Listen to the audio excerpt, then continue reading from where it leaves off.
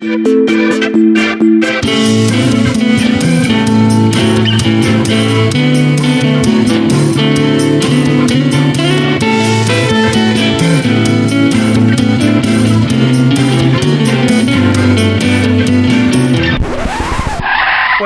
what is this shit? Not safe for f***ing worker placement podcast. I flipped the board. I despise that game. Oh, that's not... Oh, wait.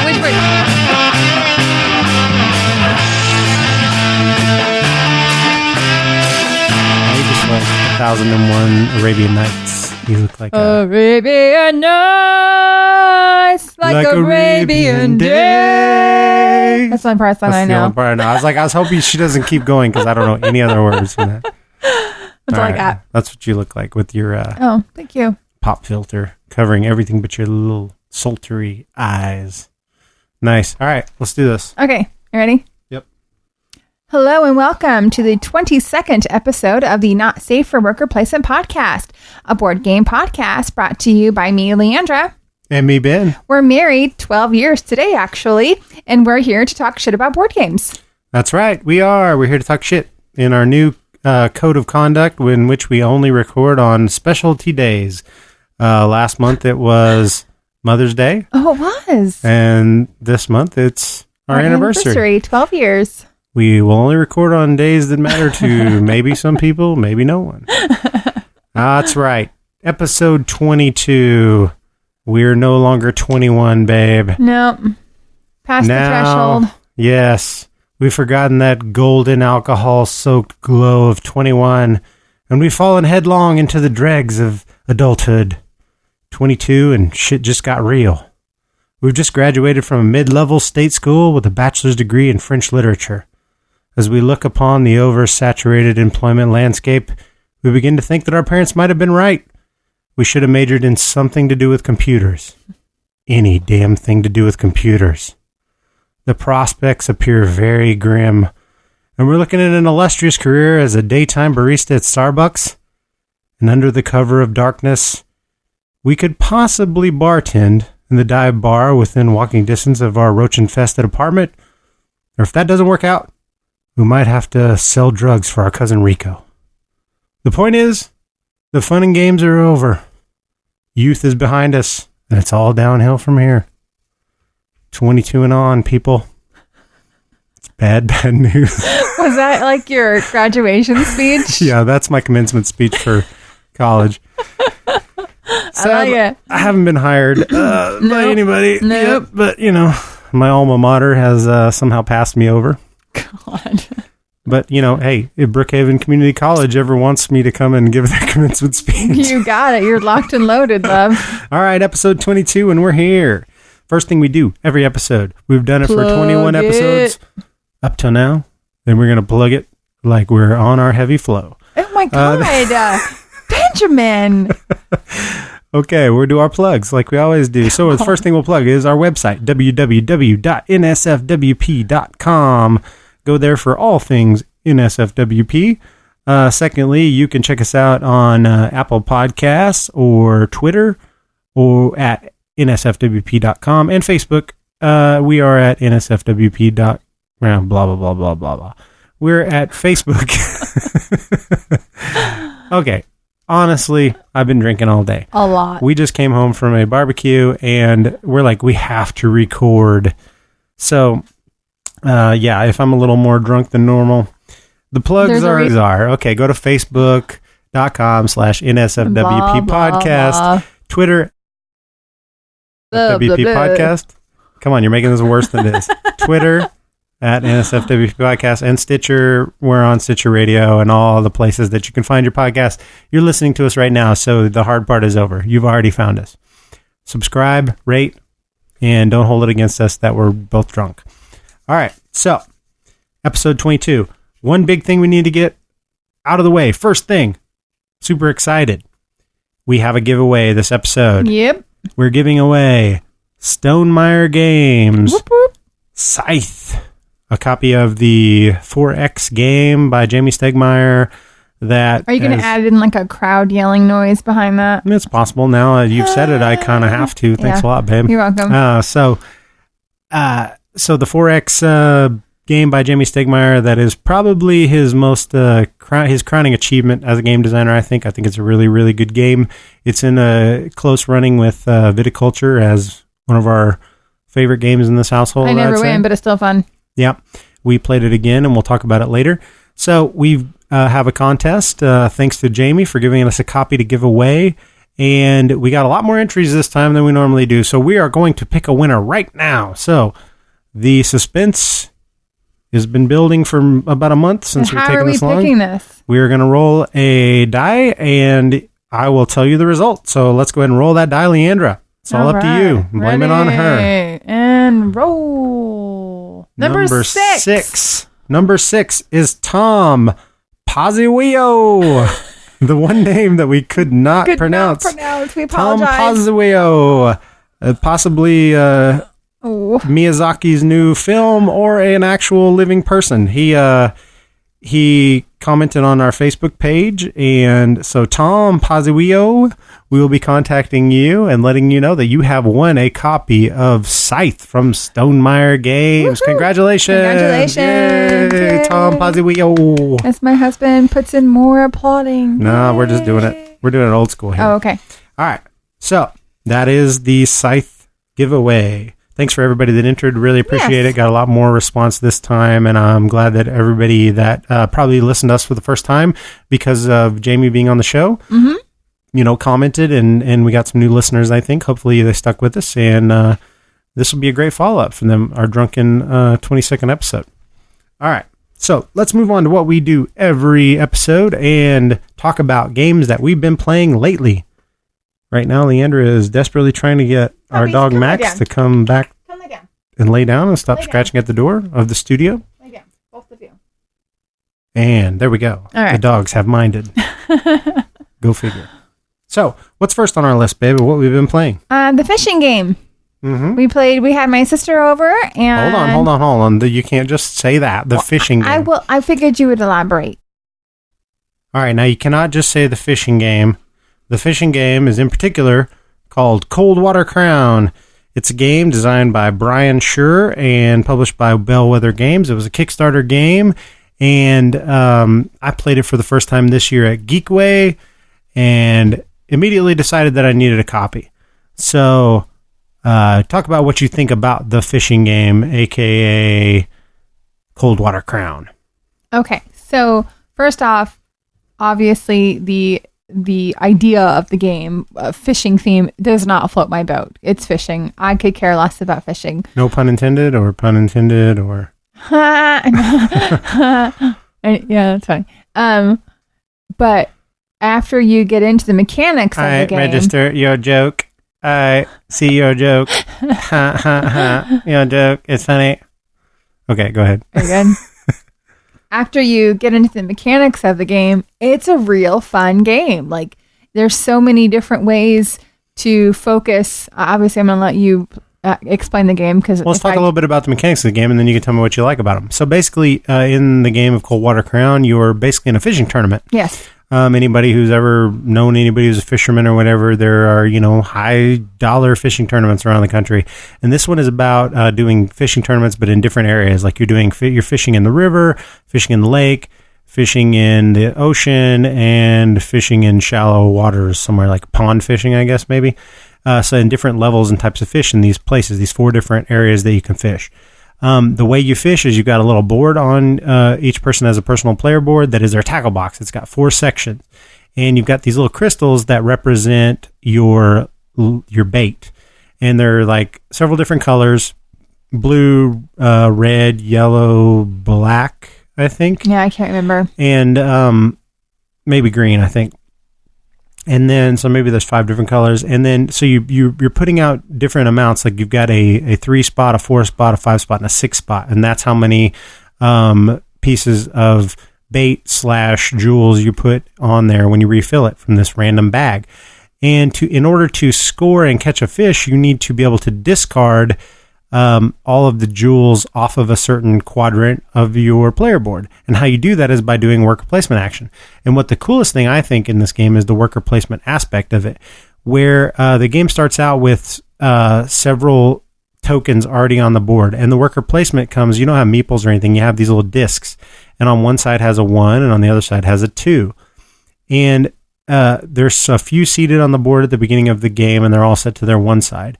And what you do is you have 1 that you start with, and on your turn you take that 1 that's that 1 disc that's on the one side facing up, and you place it on the board, and you take a 1 action. And 1 action is a little less than everything else, and you basically just do whatever you do, which is fish in this area. And all you do is you place it on a color that corresponds to one of those crystals. Mm-hmm. And so if I put it on a red spot, then I will take out, if I've got a one disc that I'm placing down, I'll take 1 red token off of each spot, each quadrant of my tackle box. And then I will pick up one of the discs on the board, and I will then do that action. So maybe I put down a red one on an open red spot, and then I pick up a yellow, and then I'll get rid of 1 red off each of my quadrants, and then 1 yellow off each of my quadrants. But as I pick up that disc off the board, I flip it. So it goes from a 1 to a 2. So next turn I'll be able to take a 2 action, and the 2 actions are always better. They mean that you can, if I place down a 2 action on a red like I did before, then that means I get rid of all the reds I have off of one of my quadrants. And so it's about figuring out and setting up your moves so that you can get rid of and clear these quadrants off and catch the fish. And you're trying to catch fish of certain off of certain segments and get the weights. And basically at the end of the game, you're going to weigh up all the different weights from the different types of fish. So you're going to weigh up weights from the lake, from the sea, from the river, and from the shallows. And you're going to the winner of each of those sections is going to get victory points. And there's a few bonus spots along the way for catching certain weights of fish and for catching different species of fish and things.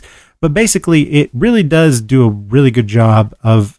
It really does. You forget halfway through that you're working with fish, first of all. Sort of, you do, yeah. You do. You're thinking about fish, but you also kind of you forget that you don't like the idea that you're fishing. The idea that you're working on a fishing game, but... The mechanics of the game is really fun. Like there's so many different aspects. I personally chose to work on getting 1 kind of fish of everything. And so that's what ended up inevitably winning me the game was I ended up with the most points because I had all of the fish, one of kinds everything. Of fish, yeah. And I forgot how you got those little side cards where you could get and there's a certain quadrant in your there's 2 quadrants on your board, your 5 and your 6 spots where they're harder to do because they have 5 and 6 crystals, and you've got to clear all the crystals off to catch fish. So it's harder to do the ones with more crystals. But when you do, there's special abilities that are tied to those, and some of these little equipment cards that you can get, which allow you to, they're tokens, and you take them and they're random, and then you look at them and you get a certain ability, which is like to catch a fish from the same quadrant that you just emptied out, but maybe from a different spot. So maybe you're fishing at the lake, but you can go ahead and catch fish at the river.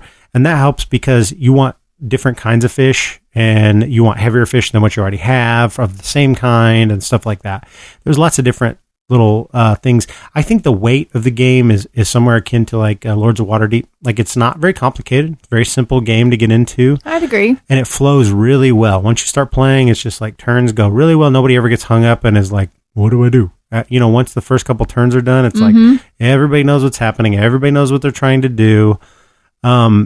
It's just got a really, really good flow. It gave me that feeling of viticulture and Lords of Waterdeep, where it's once you play it, you're like, wow, that's a good design. It's just weird that it's fish. Yeah, it is. But I don't hate it. I think it's done really well. It's got Beth Sobel artwork, which she did viticulture. She's one of my favorite board game artists. Really, it's all a really good package. Even though I would never run out to buy the newest fishing game, but this takes a theme that is unheard of in board gaming and does a really, really good job of translating it. So I love Coldwater Crown. Right now, there's a Kickstarter up for an expansion for this game called the Deep Sea Expansion, where they add a section of the board off to the left-hand side that's kind of built in and blends right in with the existing board, that you can go and catch deep sea type fish. So you can go and catch marlin and sharks and whatnot, and there's a couple of exclusive promo cards that you can get, and I will definitely be picking that up.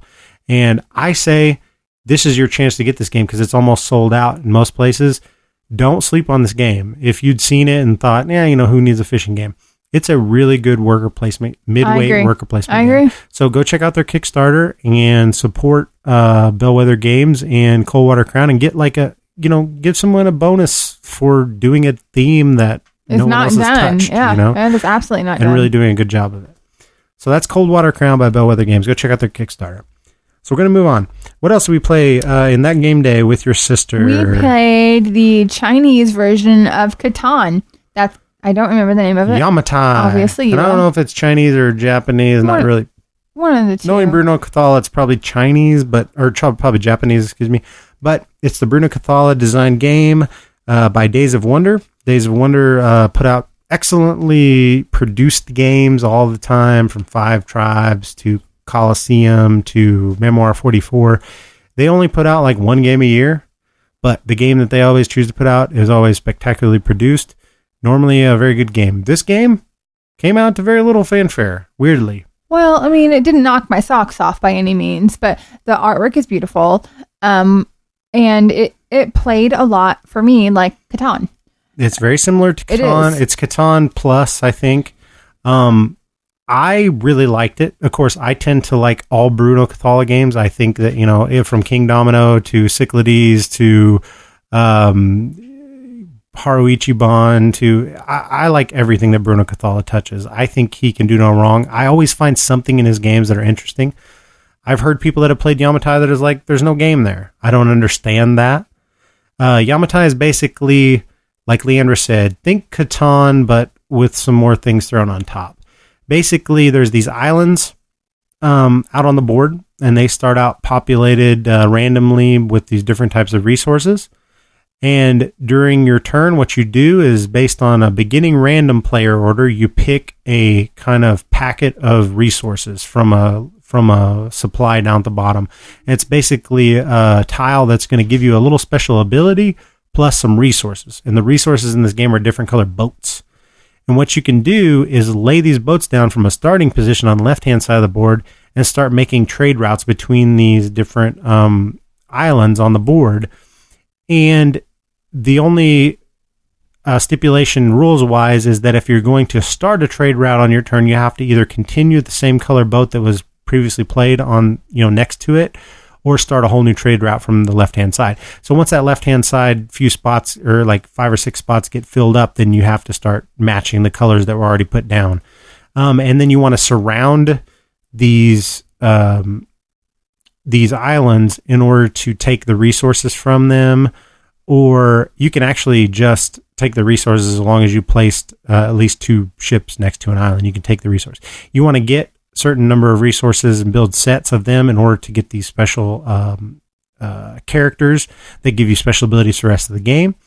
You want to get the resources of different ships in order to turn into build buildings on these islands. So if you place at least one ship adjacent to an island and you have other ships in your supply to play down, you can match some of these. I think there's 4 different buildings that are out at all times at the beginning of a round that take certain number of certain colors of ships to build them, and then you can play down. And there's 3 different types of buildings. There's your type of building, which is your color, and that'll give you like 1 point for building it.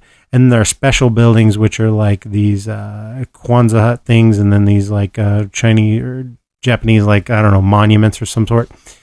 They have a name, but I don't know what they are.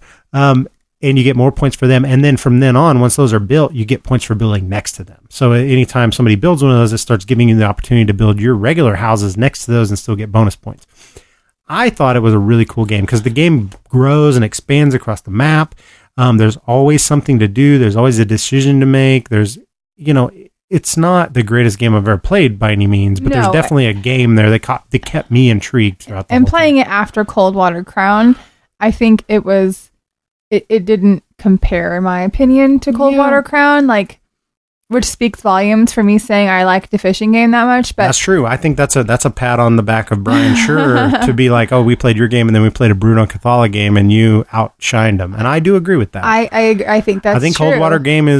Coldwater Crown, is a better game than Yamatai. It is. But I think they're both good games. But I think Coldwater Crown maybe better. I think if I had played the other one before I played Coldwater Crown, I think I would have a different opinion. I did not like it. Yeah. It just didn't knock my socks off. I think the thing that it did for you, and correct me if I'm wrong, is that you and your sister felt like it went a little too long. It was kind of long. It was a longer game. I think if we would have timed it, that's not true. But I think it maybe was an hour and a half long game. And that's but maybe it felt like a 45-minute game. It should have been like a 30, 45-minute game. Okay. And it was like an hour and a half long. I get that, but I look at it as like a Catan, and Catan takes an hour and a half, and I don't think that was too long for me. But for you, I see what you mean. Like, you guys were starting to wonder, like, I think it was because how it never... do you end this game? Yeah, I think it was because never playing it and wondering, is it ever going to end, like that kind of thing.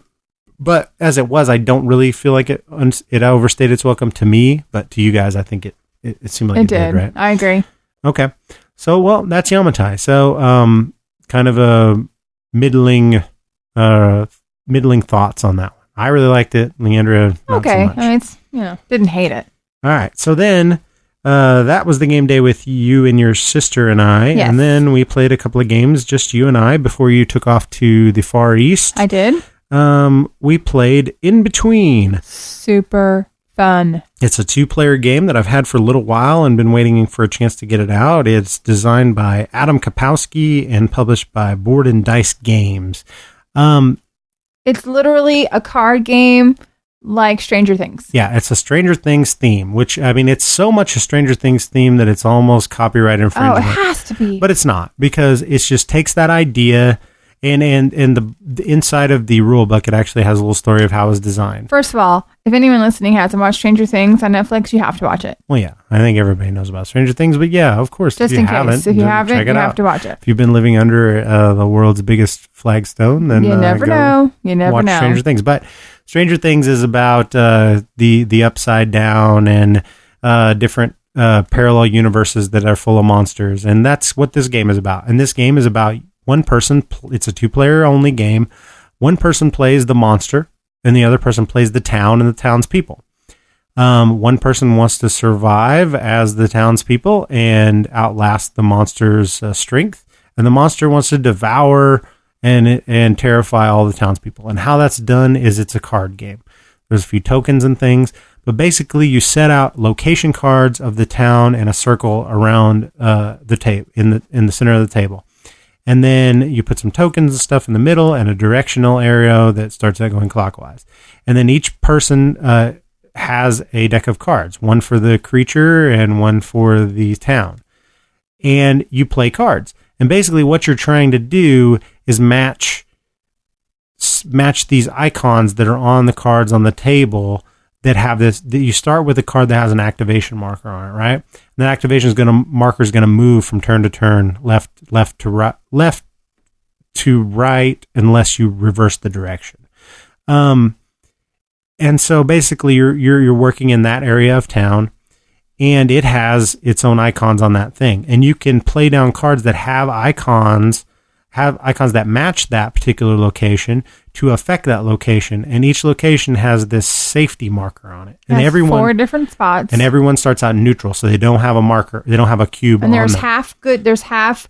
They're good. double-sided, yeah. Yeah, and so half of the circle are good people or alive people, I guess. Yeah, in the real world, and half of them are in the in-between, or the upside down as it's called. And the in-between is like when they don't have a marker at all. So everybody this is starts a 2-player game. Yeah, it's a 2-player game. So everybody starts out pretty much in between, because they alternate from in the good side of the card to then the creature side of the card, then the town side of the card, the creature side of the card. And so you start influencing them. And what you do to influence them is play down a card that matches an icon on the card. And if I do that, then I can move the safety marker. If I'm the good guy, I want to move the safety marker towards safe on there. So one of the 4 markers safe, but they all start out even. So the first thing I got to do is put a marker on the card. So I play a card down, I put a marker on that card. So it's in the first step of being safe, right? But if I'm the creature, then if it's a safe card, the first thing I do is flip it over to being in the creature section. And then it's one step closer. So each card actually has 5 steps to get to safety, depending on which one it starts on. And basically you're playing that, or instead of playing it down to the one that's affected immediately because it has the activation marker, I can play a card down and place a marker that matches the icon on the card that I played. I can put a token that's in the middle of the board on any of the cards, which means that I'm going to have more of a chance to affect them later. So say I play it down play down like a claw card because I'm the creature. Then I take a claw token and I put it down on any card that I want to in the circle. And that means that in the future, I'm going to have more of a chance because they all have one icon printed on them. Now I have double the chance of having a card that I can influence that card when it comes time. And so it's a game of that. It's definitely a tug of war game where you're playing on your cards. And also, if you play your card and they have at least one marker on them in your side of the dimension, like if you're the good player and it has at least, it's moved up at least one spot on the town side, or if I'm the creature and I flipped it over and it's in the upside down and I've moved it down at least once, then anytime I play a card that affects that one, I can take a special ability on that card too, which can be very powerful, right? Now the town also has the ability to use items which the creature doesn't have, which are like a gun and a flashlight and a radio and all this stuff that the town can use to manipulate the board. And they put them down and they play them in front of them and they just stay there.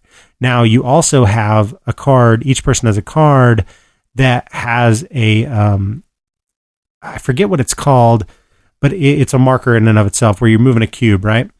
And if you influence a card, that activation marker has double-sided. Oh, that sounds very confusing. I understand as we're talking about this. Sounds super confusing. The game seemed confusing to me when I first put it out, but as you play it, it's very smooth. The activation marker has a blue side and a red side. The blue side is for the town, the red side is for the creature, and every time you move it clockwise around the board, you flip it.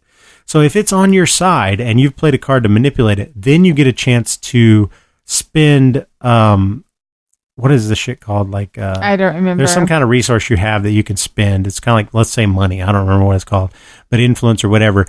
And you get so much of it and you can spend it as you get it to move your thing up. It's like the safety marker on your if player you get all the way board. up to 13. And if it gets all the way up, then you win immediately. Yeah. So there's several ways to win. It's by devouring a certain number of people as the creature, or by getting a certain number of people to safety as the town. And there's three different ways to win, basically, by like doing that as the town, doing that as the creature, or by either player getting their safety marker moved all the way up to the bottom.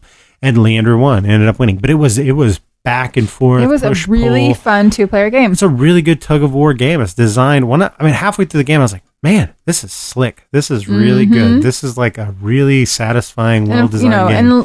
And loving Stranger Things, the artwork was fun and the theme was fun, and so the artwork is really good. I mean, we enjoyed it. It is all Stranger Things all the way through. So if you can embrace that theme and get it, you like 2-player games, give this a try. I understand that our explanation of this, it was sort of hemming and hawing. A little confusing. But I again go back to the excuse that we're drunk. So you Inbetween. Wait, you need to rephrase that. Well, you're drunk too. I'm not drunk. All right. Well, no, I'm not really drunk either. But you're not. I'm going to blame everything on being drunk. Okay. So, what else did you play that night? Inbetween by Adam Kapowski and Board and Dice Games. Then we decided to retire ourselves outside. I think that was actually the next day because we went outside on the. It was that night. I don't think so. We played on the patio because it was dark the night we played Inbetween, and it was light the next day. So I think it was the next day. Yeah. But anyway, neither here nor there. We went outside and sat on our patio, and we played a game of Star Wars Empire versus Rebellion. The only reason I have this game is because Leeandra has taken a fancy to these 2-player take that card game type style games. So I've tried to find things that are fun and that she might like to do. And this is like a $7 game. Costs like $7 on Amazon. So I thought I'd give it a try. So anything Star Wars is always good to me. It's a Star Wars game, and it has stills from the movies on there. So it's a fantasy flight game. It's designed by Sebastian Godot and David Rakoto. I think it's a pretty slick little 2-player game. It's all right. For a $7 game and a 2-player little take that game. Basically you're flipping over a battlefield kind of card, and that's going to tell you the number of strength that you need to win it. And everybody starts with a hand of cards. You pick a leader character card. You pick 2 of them out of your deck and you put them in your hands or in your deck, and then you shuffle your deck and you draw cards at the beginning and you play down until somebody decides to pass. And whoever has the most without going over and closest to that target value wins that. But then there's also this strategy card that you play before you start the round that's played face down that can manipulate the outcome. It can say that if you would lose and no one has surpassed the target number, then you win. Yeah, there's and several stuff different, like that. Yeah. Lots of different ones. And so you got to choose win. And once you play one, it's gone. And everybody has the same ones. That's the interesting thing about it, that I think that everybody has the same stuff. But your character cards are the only thing different. Like I have Grand Moff Tarkin, which does a certain thing, and you had Han Solo, which does a certain thing, and I have Boba Fett, does a different thing than Chewbacca, you know. But all of our strategy cards do the same thing. It's just about when you play them. Mm-hmm. And I thought it was really fun. I would really like to play that again. If you want a quick little 10-minute game to play and you want to play multiple times to see who wins. Actually, it's about maybe 5 minutes per round, and it probably takes 15 minutes to win the game because you got to get a certain number of victory points to win the game. Probably I like about quick 15, 20 minutes to play. But for $7, I say pick up, Star Wars Empire versus the Rebellion. There you go. It's a good little game. There you go. Next up, babe, we had a game day on Father's Day. On Father's Day, yes. Which can't beat that for me. Anyway. That's what you wanted for Father's Day. That's absolutely what I wanted. So we had your brother, Steven, and Vaughn, and his girlfriend, Kate, and you and I. And we started out, since it's Father's Day, playing with the Spawn. And we played Dixit, her favorite game. Her favorite. Like one of the only games she likes to play. Oh, that's like the only game. Her and I actually played some other games while you were gone to China. We played dexterity games. We played Don't Rock the Boat, which is like a poor man's riffraff. She took pity on you while I was gone, didn't she? She actually had fun. We picked up Rock the Boat is like a balancing dexterity game where you're trying to balance stuff on top of a pirate ship and not tip it over. It was very fun. And we played something else together. I think we played Catacombs Conquest again while you were gone. We played that. So Lily and I play a lot of games, but Lily's favorite game of all time is Dixit. And you know that if you listened to this podcast before. So we played a good round of Dixit. And I won by barely 1 point. I beat your brother. Yeah. So it was Father's Day, so I won a game. And then we moved on to a game that I picked up recently. It's by Arcane Wonders. It's in the Dice Tower Essentials line, designed by Peter Hawes. It's called Royals. Royals. You got me queen bee. All right. So, what did you think of Royals, babe? A area control set collection game. I think it's very similar to Ticket to Ride. What did you think? I do not think it's similar to Ticket to Ride, and I have been asking you to play it almost every single day since we played it on Father's Day again, because I liked it that much, and you refused to play it again. Because I didn't like it that much, but it was too similar to Ticket to Ride, in my opinion. I don't see it. I don't see the similarities. Now, you liked it because you stomped everyone at it. I stomped the hell out of everyone. So let's talk about what Royals is all about. Royals is basically an area control game where you have medieval European countries, France, Spain, Britannia, Germania, and one other one, Europa or whatever. Was it in Britain? Yeah, well, Britannia said that. I don't remember. There's like 4 of them. And you are playing down control into different cities of those places, and they're cubes of yours. And how you're doing that is by making sets of cards. And you need to play at minimum 1 card of that color to influence a place. But then as soon as that's put down, it can be influenced by someone playing more cards I think the minimum might be 2. There may be 1 that takes 1. But anyway, each one has a target number of cards that you have to have of that country, and you play that number down. But if somebody already has a cube there, you have to play that number plus an intrigue card of that country as well. To be able to take it over. And then you kick their cube out. But the original, there was 2 bonus points per area in the original setup. So once those bonus points are taken off, those people. Yeah, it's like a race to get the bonus points. It is a race to get the bonus points. And so then once that's taken, you can do an intrigue card and take over those territories. And then if you have like 1 cube and all the spaces in a specific area or territory, then you can get an extra bonus point. So there's all these different ways to get bonus points. It's all about bonus points. It's all you got to get the bonus points. You wouldn't even come close to even trying to win if you weren't trying to get all those bonus points. I mean, you could by taking over a lot, but it's unlikely that you would do well. It's obviously every game is competitive, but like Ben kind of compared this to me hating Courtier. It is Courtier, but exactly. I love Royals because this game is Courtier.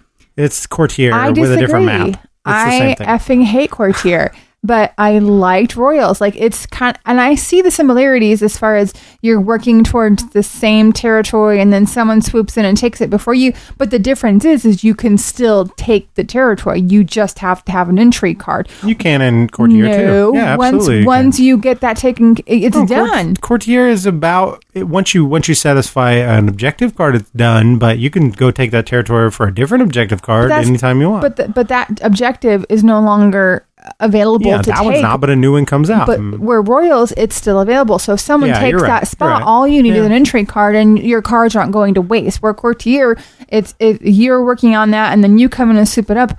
Everything I just did is wasted. Everything. That's true. But that's I get that. That's true. But that's Splendor for you. I hate Courtier. That's anyway, Splendor. Same thing. I really liked Royals. And the artwork was fun. The theme, it's old dry Euro, it's just like Risk or whatever. He's got 200 games on his shelf that has the same theme. You know what I mean? But the artwork was so fun. The princess looked like a slut. What? Don't slut shame someone. She looked so hoary. She can be whatever she wants to be, She can grow up wherever she wants to grow up. And, that's what Mommy and Daddy tell her. But she still looks like a slut. Don't slut shame people, babe. Totally you of all people should not be slut shaming anybody now.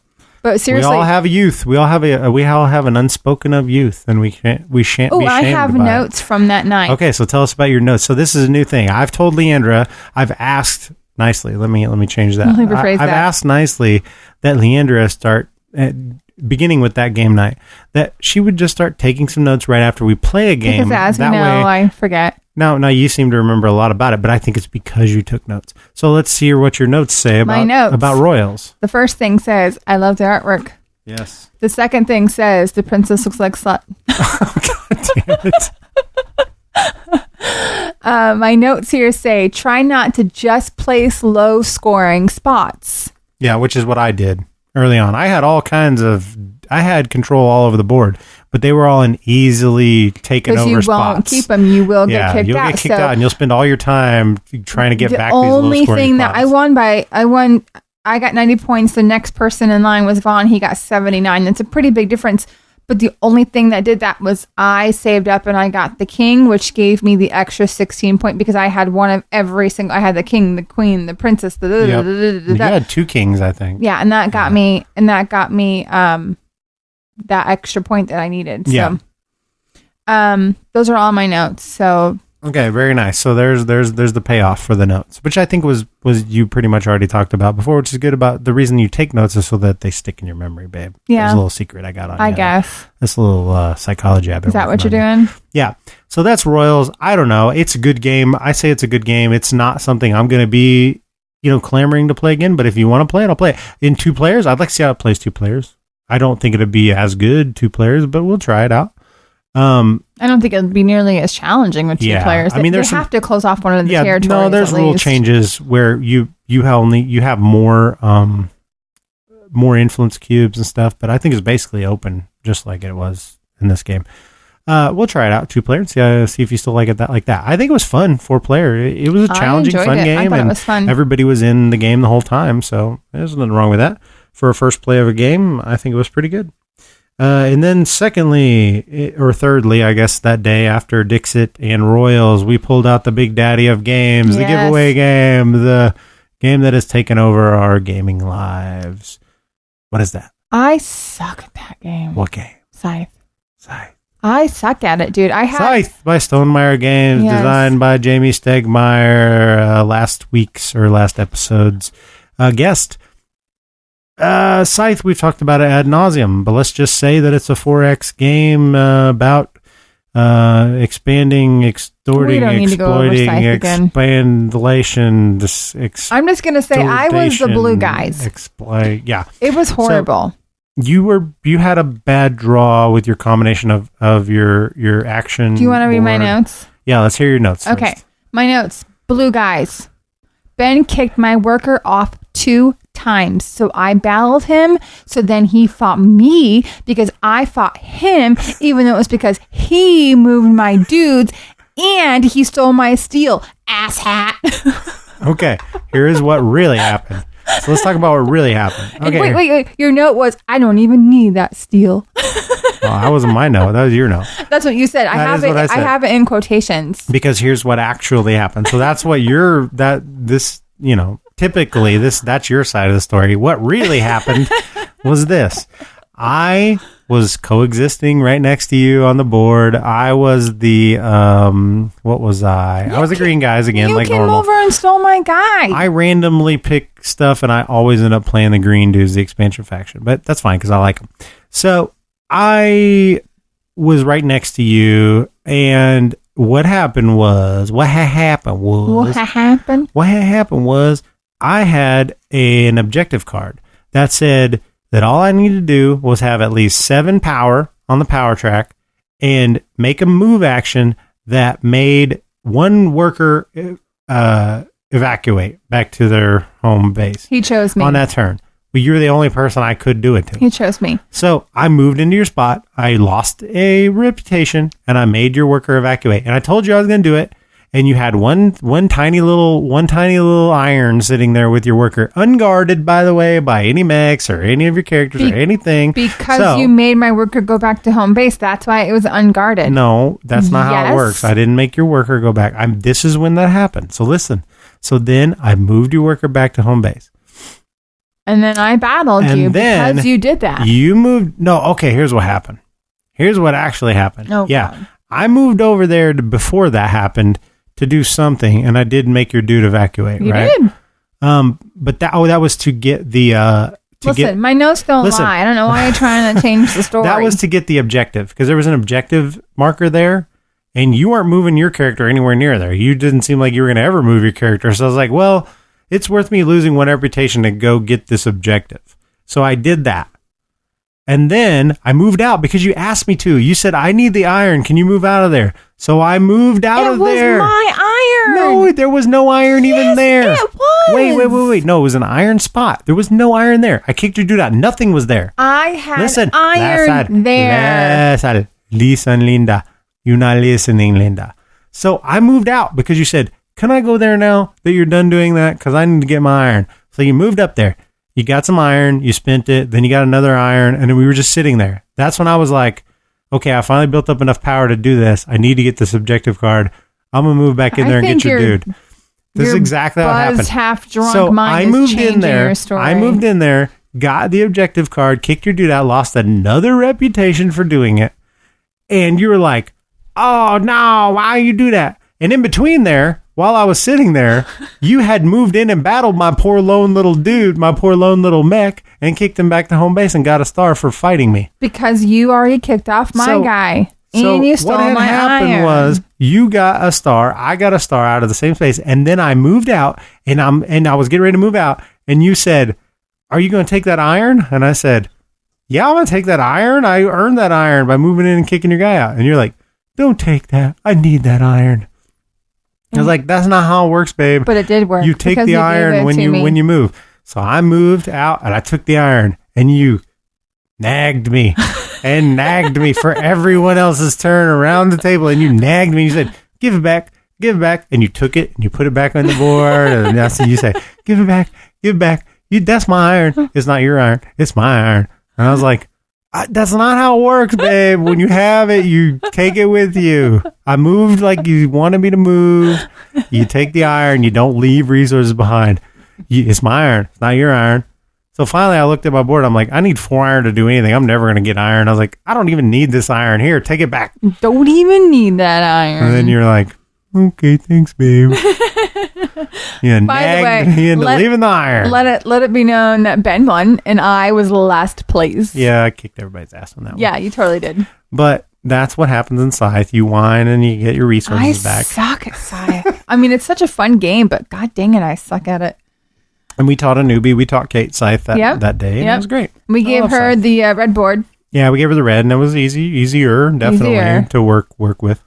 It's a confusing game. I remember every time I teach somebody new, especially when everybody else knows how to play, it's a confusing game, your first game. Agreed. But halfway through, you get it. And halfway through, she got it. You know what I mean? So, all right, what's next? All right, so next, that day, same Vaughn day. and Kate left. Yep, and we played... With Stevie, we played Bunny Kingdom. Bunny Kingdom.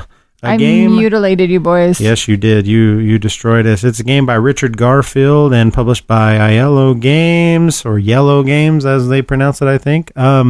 This is a game that I demoed at Geekway To The West. This was your Father's Day present. And I almost bought it while I was there, but I kind of held out because I knew I had a Father's Day present coming. So I was like, hey, Lee, that's what I want for Father's Day. And so I will say, I'll give a shout out right now, just in case, on the long off chance that anybody that knows him. If you know Scott that works for Yellow Games, that demoed games at Geekway, that dude was got demos from several people there. That dude was a great guy. And he sold me 2 out of the 3 games that I demoed, and I'll probably end up buying the 3rd one at some point. I demoed Decrypto with him, and I demoed Bunny Kingdom with him. And the dude was he had the right attitude. I demoed games from 5 or 6 different companies while I was there. And very few of them had the personability, the ability to connect with the people they were doing, the real grasp of the games that they were teaching, like Scott from Yellow Games. So that goes a long ways, and I always like Yellow Games. So Bunny Kingdom is just another great title from them. So let's talk about it. So again, Bunny Kingdom is much for me like the fishing game. What a weird concept for a game, right? Like bunnies, really? And like you literally get 100 little bunnies in front of you. And the whole game is about reproducing your bunnies and making a fiefdom, I believe it's called. And so the whole idea is, to get as many bunnies on the board together, not diagonally. Orthogonally. My note is do not do diagonal. Yeah. Because even though I say that multiple times while teaching the game, people don't listen. I don't listen to half of the directions that he gives verbally. I have to play it myself to find directions. So anyway, so the whole idea of the game. It's a drafting game. It's a drafting card game, and then you place your little people based on the cards that you draft. So you have to pick one, and then in a more than 2-player game, you get to pick 2 for yourself. 2 cards. 2 cards, and then you don't have to discard anything. So that's good. So you play 2 cards, right? So you're trying to get your bunnies all in the same kind of area with resources and little castles, and depending on how many points is on a castle is the multiplier. How many towers, is the multiplier according to how many resources you have. So different resources. Absolutely. That's really the game. That's the game. It's so simple. That is the game. It's a grid of A through J, I think. All these little cards, there's cards that you play immediately, and then there's end of game cards, which is really the big difference in my opinion. Like getting because you don't really want to keep those because you don't get to put a bunny out whenever you take the end of game scoring cards. But they're big things, like all your fish resources times by 3, or hey, this is just a 6-point card, or 5 or 12-point card, or whatever. Yeah. And so, hey, you get to double all of your bunnies that are on the edge of the board, or just things like that. And it's a really fun little game. Now, I will say that I preferred to play it with more than 2 people. So me, you, and Steven played it the first time. It's just slightly more confusing playing with 2 players, and there's less choice, too. I didn't really care for it with 2 players. You have to, in 2 players, it's still card drafting, but instead you only get to draft 1 card for yourself, and then you have to discard a card. So really what it comes down to is pick your card for you, and then how do you screw over Ben? Yep. Is how it is. I kind of liked it like that. I didn't like it because, one, you don't get to... Having those 2 consecutive cards in a row from one-handed of a draft makes a huge difference. But I will contend that in a 2-player game, you have more of a chance of going ahead and handing over cards to someone and getting them back. Whereas in a 4-player game or a 3-player game, once you hand those off, You have no idea what you're going to get there's back. no guarantee what you're going to get back, and you're probably not going to get back that one that you really want because somebody else is going to see that you really want it and play it or whatever. In a 2-player game, you got that chance for like, that's this. You can look at them and go, okay, that one's good for her, so she'll probably take that. And I really want this other one, so I should either not give her that one and discard it, or give her both these so she doesn't take the one that I want, so that I'll be sure to get it back. Yeah, in a 3 and more player game, like it wasn't even a thought about what you really boys were doing. think about what other people are Heck doing no. as much. You can a little bit. You're doing your own thing. Yeah. And so I mutilated the boys in the first game, and then you scored 22 points in the first round, which is unheard of. You and me and Steven scored like 3 and 4 points in the first round, and in our 2-player game, we both scored like 4 and 2 points in the first round. You scored 22 points in the first round. Yeah. So the first game I played was 2 people, and I mutilated the boys. The second game was just Ben and I, and it was Revenge of the Ben, because he totally smacked me down on that. But it wasn't that bad. I only beat you like by 12 points or something. It wasn't crazy. It wasn't no, it was more than that. Not by much. It wasn't by much. You were close to me. Yeah, I got 100 points, and you had like 80 something or something. It wasn't that bad. But you had 160 some points in the first game. I did. But also, the more players you have, the more points you score. It's just that way, I think. And I don't really know why that. I don't think that's true. I think it's just because you get having 2 cards, people, you get 2 because cards. I scored 140. It's not going to matter once you pass 3 people. It's not going to matter. You're still going to get 2 cards. I scored like 120 or 140 in the first game, and you scored like 170 or 100 something like that. Something crazy. Yeah. I was the closest to you, but I still scored well over 100 and barely got to 100. Yeah, here it is. I had 166 points. Ben had 99 points. Steven I had over 100 in the first one. These are the notes from the day. 166. Ben had 99. Steven had 94. Oh, okay. Well, so you boys didn't even break 100, and I was over. Almost, I was closer to 200. At Geekway, I seem to remember I played with Craig and I think Vaughn and Jeremy. And I think everybody broke 100 points. Like everybody got in the 100, 120, but I think Craig ended up with like 180 points or something crazy like that. And Vaughn had this one card. He had the card that said you get one for every corner territory on the board. He read it as you get one for every territory on the board. So like at the end of the game, Vaughn's adding up his points, and he had like 50 some points on one card, and we put them all up there. I was like, damn, good card, I guess. I didn't see that, and we added it all up, and I was like, let me see that card. That says for every corner. You got 4 points off that card, not 54 points. 54. And he was like, oh, bummer. Dang it. So, yeah, good, simple, light, beautifully produced game, overproduced game. I will say that the little castles that come with it are super fragile. Yeah. I had 2 of them broken in shipping, and one of them, the tower that was broken off, wasn't even in the box, so it got broken before shipping, got broken, in production. So maybe they could have used a different material or something for them. They're very, very fragile, but makes a beautiful board. And they're actually bunnies. Yeah, the little bunny miniatures. I like that. They're not like just Yeah, not like wooden tokens or whatever. discs or something. No, yeah, it's a really good production and a cool game. I like it. Super simple, easy to teach. I like it. So Bunny Kingdom. All right, better with multiple players than with 2. Yes, even though I agreed. liked it with 2, but you only like it because you won. I sort of agree. All right, so the last game we played recently was something, a game that's been out for several years now. It's published by Stronghold Games. I hear about it incessantly on the Blue Peg, Pink Peg podcast. Christina and Rob, a married couple, kind of like us, big time gamers. They've been talking about this game since the beginning of their podcast, and I didn't really know much about it. Finally decided to look into it. It had been out of print for a while. It's back into print with the expansion included in the box. It's called Valuspa or Waluspa or some shit. It's a Viking word that nobody knows how to actually pronounce it because there's no Vikings alive now. Think Gamerly Dominoes is kind of what it is. It's a tile laying game, and it's very simple. Just put a tile down next to an already existing tile on the table.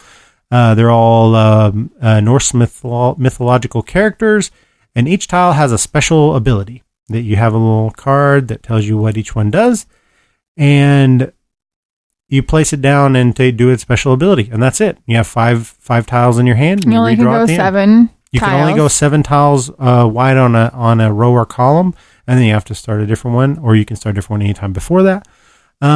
So to me, This is a genius little abstract game that I really enjoyed playing. And I got it specifically because I thought, hey, this would be right up Leeandra's alley too. It literally annoyed me to play. Like, it was annoying. Why? I don't know. You haven't been able to tell me yet what it was about the game. It seemed to me that what was annoying you about the game is that you couldn't score all the points you wanted to score every turn. That seemed to be the only thing that you were getting frustrated about. That very well. Every time you'd have to play a tile for 2 points, which you sometimes have to do. The trolls are effing stupid. But they have There's no point in having them. No, there is, though. And then those one guys that make the other ones 0 points. It's just that's the low-key tiles. It would just Those make me mad, and I didn't enjoy playing. I didn't enjoy it. It annoyed me. I couldn't wait for it to be done. I was like, "This is weird stupid." To me. Now, okay, let's be honest. Let's cut to the point. I tried to get you to play this game before. I was feeling sick, right? I won. I was sick. Yeah, you won, which is crazy that you don't like a game you won because you always like games you win. But like, I wasn't feeling good, and you only played games with me that night because you were taking pity upon me. That's and true. You said, "I'll play Bunny Kingdom," and I was like, "I don't want to play Bunny Kingdom." And you're like, "But I'll play Bunny Kingdom with you," and I was like, "All right, let's play Bunny Kingdom." I was like, "Why don't we play this game, Valuspa?" And you're like, "I don't want to learn a new game. Don't want to do it. Let's play Bunny Kingdom." Is that how I was sound? like, yeah. Oh, so I was like, "All right, let's play Bunny Kingdom." So I played Bunny Kingdom. I spanked your ass, and then I pulled out Valuspa. And you were like, "Oh, we're playing another one," but you didn't seem averse to it at that point, like you were before. At the beginning, you were like, "I don't want to do it. Don't want to do it." But I taught it to you, and I'm wondering if I spoiled that game because you really didn't want to learn a new game, or if it was the game itself. Learn a new game. So, but let's be honest: was it the game itself, or was it that you just didn't feel like playing that particular game at that time? Would you give it another chance? Is what I mean. I will give it another chance, just in case. But I'm kind of it. But you won it. Like, you did well at the game. That doesn't matter if I won it if I didn't enjoy playing. That's true. But I'm trying to figure out what about it was enjoyable. Because to me, it's like there was a lot of tough choices. I mean, you only have 5 choices, but it's like there's so much going on the board after a little while. More than 5 choices. Well, no, you have 5 tiles. I guess you have 5 tiles in your hand. So, like, you got to figure out where to put one of these 5 tiles down. And never did we just discard a tile, which is an option. Never once did we just discard one. There was always something you could do with it. Whether it scored you any points, it was trying to set yourself up for something on your next turn or whatever. To me, it was just super exciting. Actually, I really liked it. I thought it was... Well, I'm glad you liked it, baby. It was a pity game. I know, but that's what I'm saying. Like, I'm trying to get to the root of a game that I thought you would like by reading the rules and then getting to the point and getting on the table and you were like, I don't like it at all. I'm trying to figure out what was it that you didn't like? The artwork didn't do it for me. I think the artwork is good. It's a comic book style artwork. I think it's good. Don't know. I don't know. I think it was the timing of the playing it. The tiles are too small. I kept on fumbling on my fingers. Didn't really care for the artwork. Didn't want to learn a new game. But trolls were stupid. Loki was stupid. I hated both of those tiles. I think those tiles, the game wouldn't be the game without those tiles. I hated those tiles. I hate those fucking trolls. Well, I don't know. Okay. I am willing to try it again just in case because I want to try it with more than 2 players. I think that might actually bring the game out. It might make a big difference playing it more than 2 players. There's some games that just it will make it go faster. So much better with more than 2 players. It will definitely make it go faster because you play until the stack of tiles is gone, and with 4 players, it's going to go. Yeah, and it was long, so I wasn't having fun, and it was long. Yeah. I don't know. I loved it. I mean, I'm sure it wasn't very long, but it was. No, it wasn't very long. It was probably 35 minutes or so, I would say. It was too long for not wanting to play it. Yeah. But I think that was what was negative about it, mostly. I think there are hard choices to make in the game, and sometimes there's no good choice to make, but you just got to do the best of the bad Stupid choice. Ass trolls. But no, I really liked it. So I'm glad I got it. I may never play with you, but I know there's definitely other people that I'll play with. You liked it, baby. And you suck, and I'll play with somebody else. All right, that's fine. All right. So that was the last of our What Did We Play Lately games. We made it through, babe. Yay! So next up, I'm going to do a segment all by my lonesome, and I'm going to record it tomorrow when I'm not so drunk. So I'll probably sound completely different because I won't be as sick, or I'll be more sick, depending on how this alcohol affects me tonight. And I'm going to talk all about my experiences about a month ago at Geekway To The West in St. Louis, Missouri. And I'm going to talk all about what games we played, things that happened, things... This is the next segment, so there's no reason to talk about what you're going to talk about on the next segment. You don't know nothing about nothing, babe. Okay. You got to tell them what you're going to tell them. Oh. You got to tell them what you tell them, and then you got to tell them what you told them. Oh. And if you do all that, they might get it. Drunk ass. That's how teachers do. Oh. You tell them what you're going to... Are you a teacher? Are you a teacher? Nope. Well, how are you going to tell me about a teacher? Damn right I'm a teacher. Would you end this segment so we can start on the music section, please? All right. So first thing we're going to do is move on to my Geekway To The West segment where I'm going to tell you what I'm going to tell you. Then I'm going to tell you. And then I'm going to tell you what I told you. And then we'll be back after that with the Meepleofmadness Music Minute, where we're going to tell you all the greatest of great music that you should be listening to. So we'll be right back. Right after this. In just a second.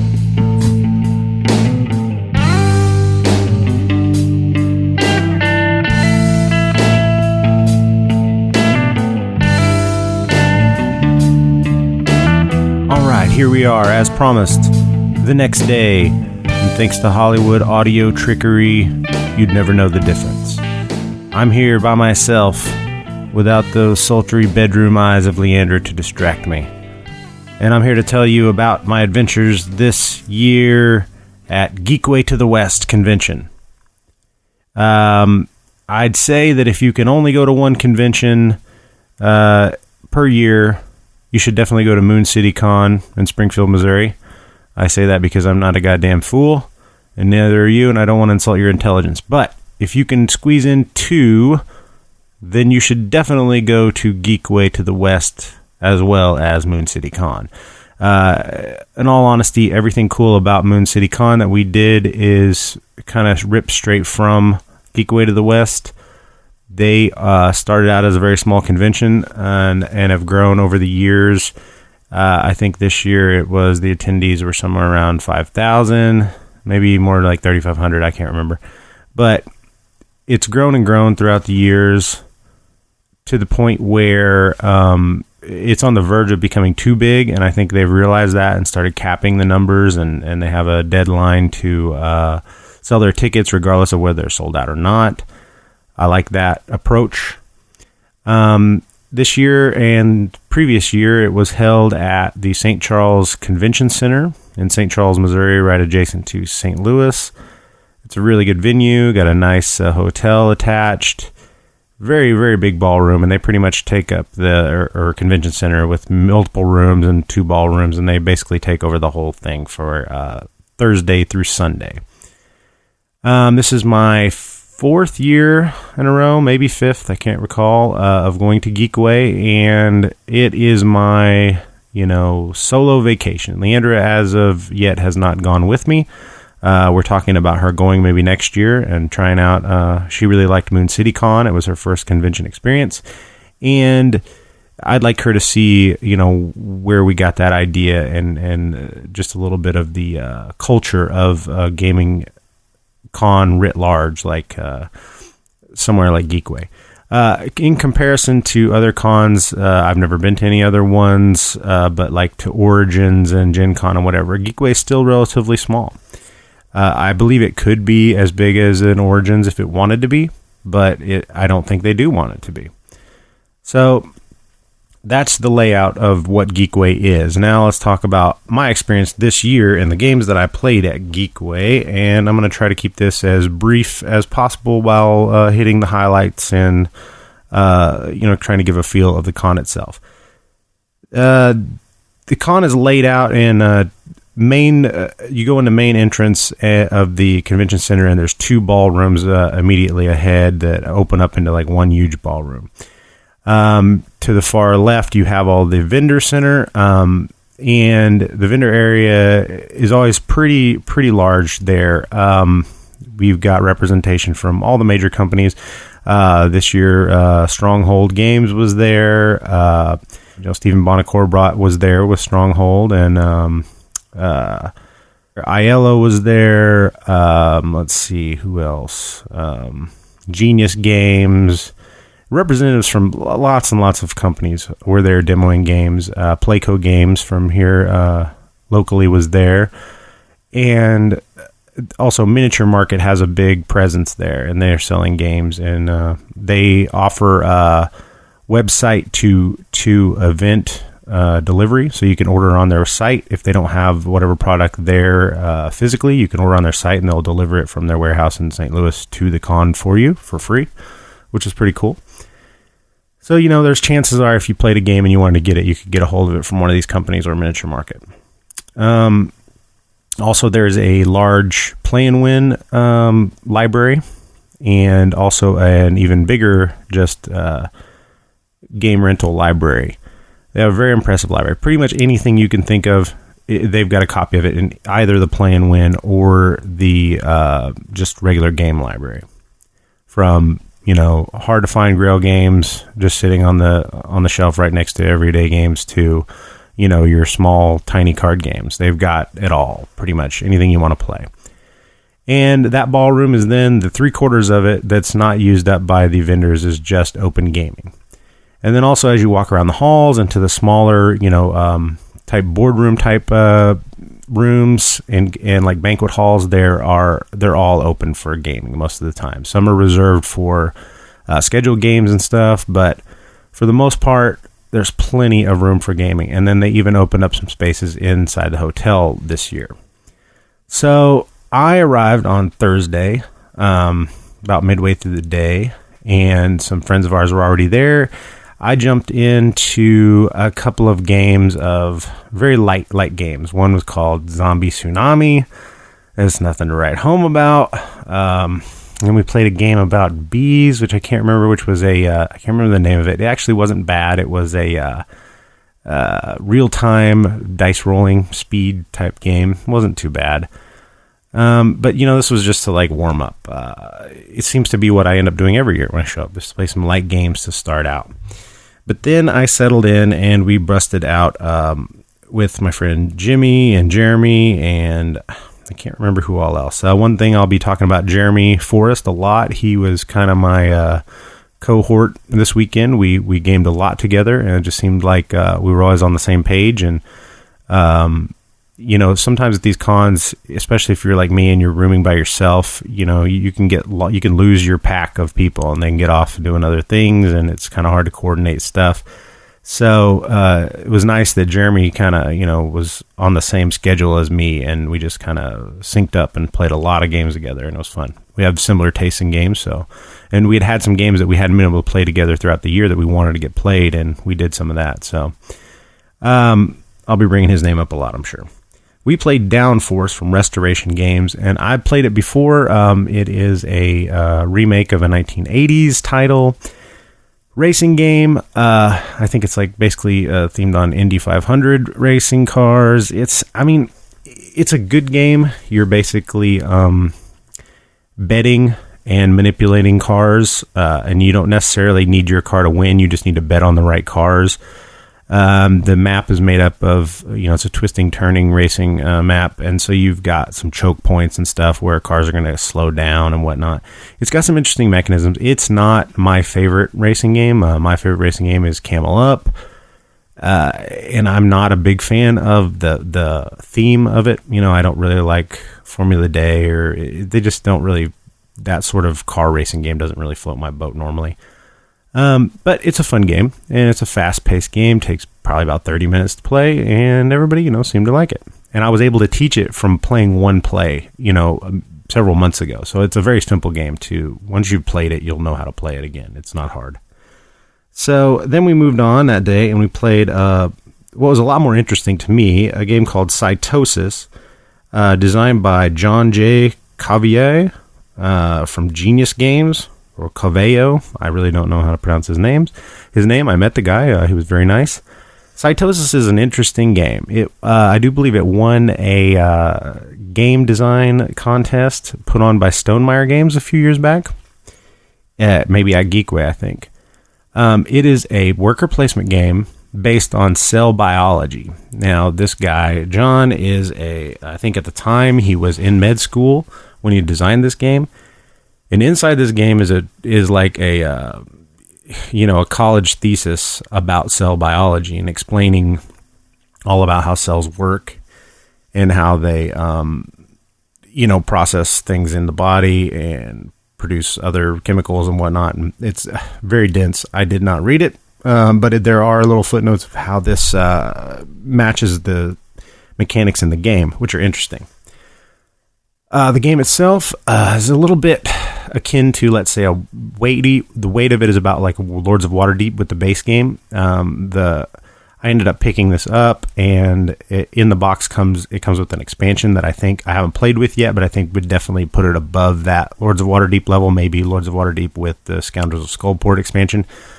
It's a worker placement game where you are activating different parts of a cell in order to synthesize different things and like break down alcohol and do a whole bunch of technical mumbo jumbo that cells do that I don't remember right offhand. But it's interesting in the way of it's worker placement where you place down you're trying to get resources, right? You're placing down your workers basically, and then you're getting resources, which are these different proteins and whatnot.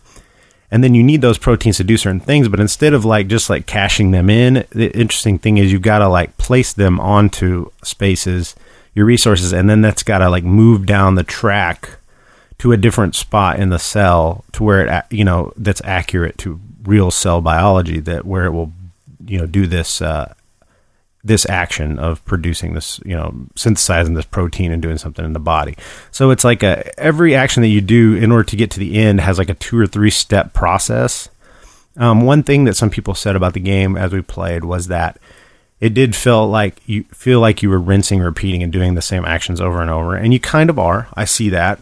But to me, it was interesting enough, being that you had to plan ahead for every, if you want to score points, you're planning 2 or 3 actions ahead just to get one scoring opportunity. I thought that was interesting. And then the expansion introduces viruses, which you need to then, it kind of changes the game where everybody will get a player board and you need to start raising your immunity to be able to fight off these viruses. So it becomes kind of a little bit more, there's another layer of thinking that you're going to need to do. I really want to try it with that. So to me, I really liked Cytosis by Genius Games. Then still on the first day, the end of the day, we, Jeremy and I and Vaughn, played one that Jeremy and I have been wanting to get to the table. He kickstarted it. It is Heroes of Land, Air, and Sea by Gamelin Games. Now, this was a very appealing Kickstarter to me, and I had actually backed it with the full array with pre-painted miniatures and whatnot when it had an original Kickstarter campaign. Then they pulled the plug on that campaign, and I was kind of, secretly happy that they did, because I was into it for $130, $140, right? And I was like, okay, they saved me some money. Thanks, guys. But then it came back out, and I kind of had that, that hesitation to back it again, and I didn't, and I just let it go by. But Jeremy jumped in on it and got the game. It is a 4X type game, dudes on a map, but also it's more than that. It's one of these deceptive looking dudes on a map game, sort of like Scythe or even Kemet or something, where the game is more than it's more than the sum of its parts. It looks like any other battle game, but what you're actually doing is you're kind of engine building on your player board, building up your powers in order to take over land and get resources. And what I've noticed in this game, which happens in Scythe sometimes and other games that I end up really liking, is that the game kind of builds up to a crescendo, and then that's when the fighting starts. So you play in 3/4 of the game or even more before any fighting actually happens, and it's everybody building up and trying to hold off to the last second of when am I going to make that move to try to get some extra territories by fighting off other people. And the whole time you're kind of just building up your area of the map and trying to get, the biggest cushion you can before you make that move. And that's what happened in this game. And I basically invaded Vaughn over and over and over until he couldn't withstand it anymore. And then I ended up winning. I really like the mechanisms in this game. I like the engine building on your player board, the decisions that you have to make, the spending of resources. There's a cool magic system where you've got these spells and you have to learn them, and then you can activate them, and then you have to wait till they recharge and flip back over and become available again. It's just a really good design, and it doesn't outstay its welcome. It's not that long before X game. Probably took us we set the game up in one room and then got promptly kicked out, which was a pain in the ass because it's a little bit of a setup. We had it about 90% set up and had to pull it all back off the table and move down to a different table, which was a pain in the ass, but in the long run didn't really matter. We reset it up, and I think even with all that, maybe 2.5 hours to play the game with 3 players. So I didn't think that was overly long for that type of game. So all in all, I would recommend it. That's Heroes of Land, Air, and Sea, or Air, Sea, and Land, or I don't remember. I think it's Land, Air, and Sea. I've never heard a reviewer get that name right once, so I think there's too many words in it, but be that as it may, it's a good game. Now, we're going to move on, quick like a bunny, to day 2, where we played Bunny Kingdom from Yellow Games. It was taught to us by Kevin at Yellow Games. He taught us 3 different games at Geekway, and he was very good at his job. And we didn't actually demo this. We just went over and said, hey, we're going to play this. Can you go ahead and just teach it to us real fast? Just give us an overview. And so he did. And we sat down to play it. 4 players, quick drafting game. We talked about it on our What Did We Play segment. And so I won't really go over it too much now, but it got its hooks in me, and I really liked it. I think maybe it is best at 4 players. I've played it now with 2, 3, and 4, and I think I liked it best at 4 players. So Bunny Kingdom is a good little game from Richard Garfield. Then Jeremy and I were wandering around out in the main foyer of the convention center, and we saw all these tables set up in front, and there was this charity group, and I wish I remember their names, but I don't. And they were doing this thing called a Dexterity Games Challenge. And Jeremy and I are both big-time Dexterity game players. He has so many Dexterity. He has all the Dexterity games, right? And I flatter myself that I like them and that I am good at them. So the deal was you would pay $2 per game that was going to charity, and then they would mark down whether you won the game, and they would also just give you a mark for playing the game. And then there were some prize packs that they were giving away of different games based on what your score was. And you got a point for playing a game and 2 or 3 points or something for winning a game. And all of these games were just quick-paced dexterity games. So I think I'm forgetting one that we played, but we start out with a game called Shaky Manor. Shaky Manor is it's a really, really cool game. I've got a copy on the way right now, actually. I actually wanted to buy every game that I played there. Shaky Manor is cool. You have a box, right? Everybody gets a little cardboard box, and it's about 1.5 inches tall. And then inside of it, it's divided up into rooms. It's got cardboard pieces that divide it up into several rooms, and there's doorways between each of these rooms. And then everybody has the same bunch of junk inside their box. There's a round marble eyeball, and there are some meeples, and there are some little wooden cubes that are like crates, and there are wooden snakes, and there are all these things inside of there, right? And each of the rooms that are divided up inside the box have a different pattern of rug on them in different color. And so what you'll do is everybody takes their box with all their stuff in it originally and then just shakes it up and randomizes it, right? And so all this stuff is in these different rooms, or maybe it's all conglomerated in one room, whatever. Then you flip a card, and that card will then reveal some stuff on the underside of it, and then the back of the card that's revealed by flipping the other one onto the table is a color of one of the rooms in the pattern of one of the rooms. And so then what you've got to do is get all the stuff that's on the card. So maybe it'll say the marble eyeball and a meeple and a crate, and 2 crates, let's say, in the blue room. So you've got to start shaking your thing around. All you can do is tilt and shake your box in order to get the stuff into that room. And that means that stuff and only that stuff can be in that room. And as soon as you get it, there's a little bell in the middle of the table. And as soon as you've got that, you ring the bell, and then everybody quickly looks and verifies whether you've done it or not. And if you have, then you take that card as a point. And if you haven't, everybody starts shaking again, like, oh no, you still got a snake in there. That's no good. So you've got to start shaking again, and it's just really, really fun. I think it's first of 3 or something wins the game, but really awesome, super simple, but super fun and fast-paced game. So that was Shaky Manor.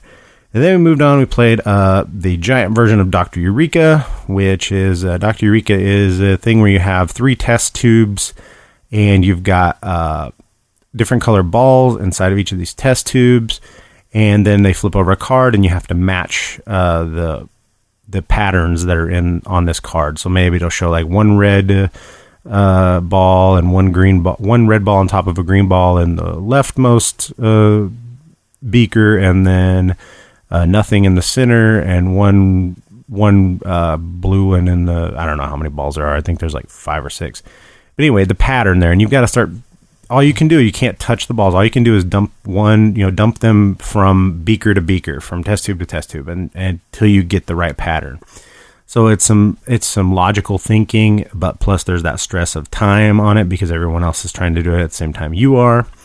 And as soon as if you spill them, then I don't know. There's like, I think you're out if you spill one. It's very fun, and the giant version made it even more appealing, I think. So I did terrible at that. I won Shaky Manor, by the way.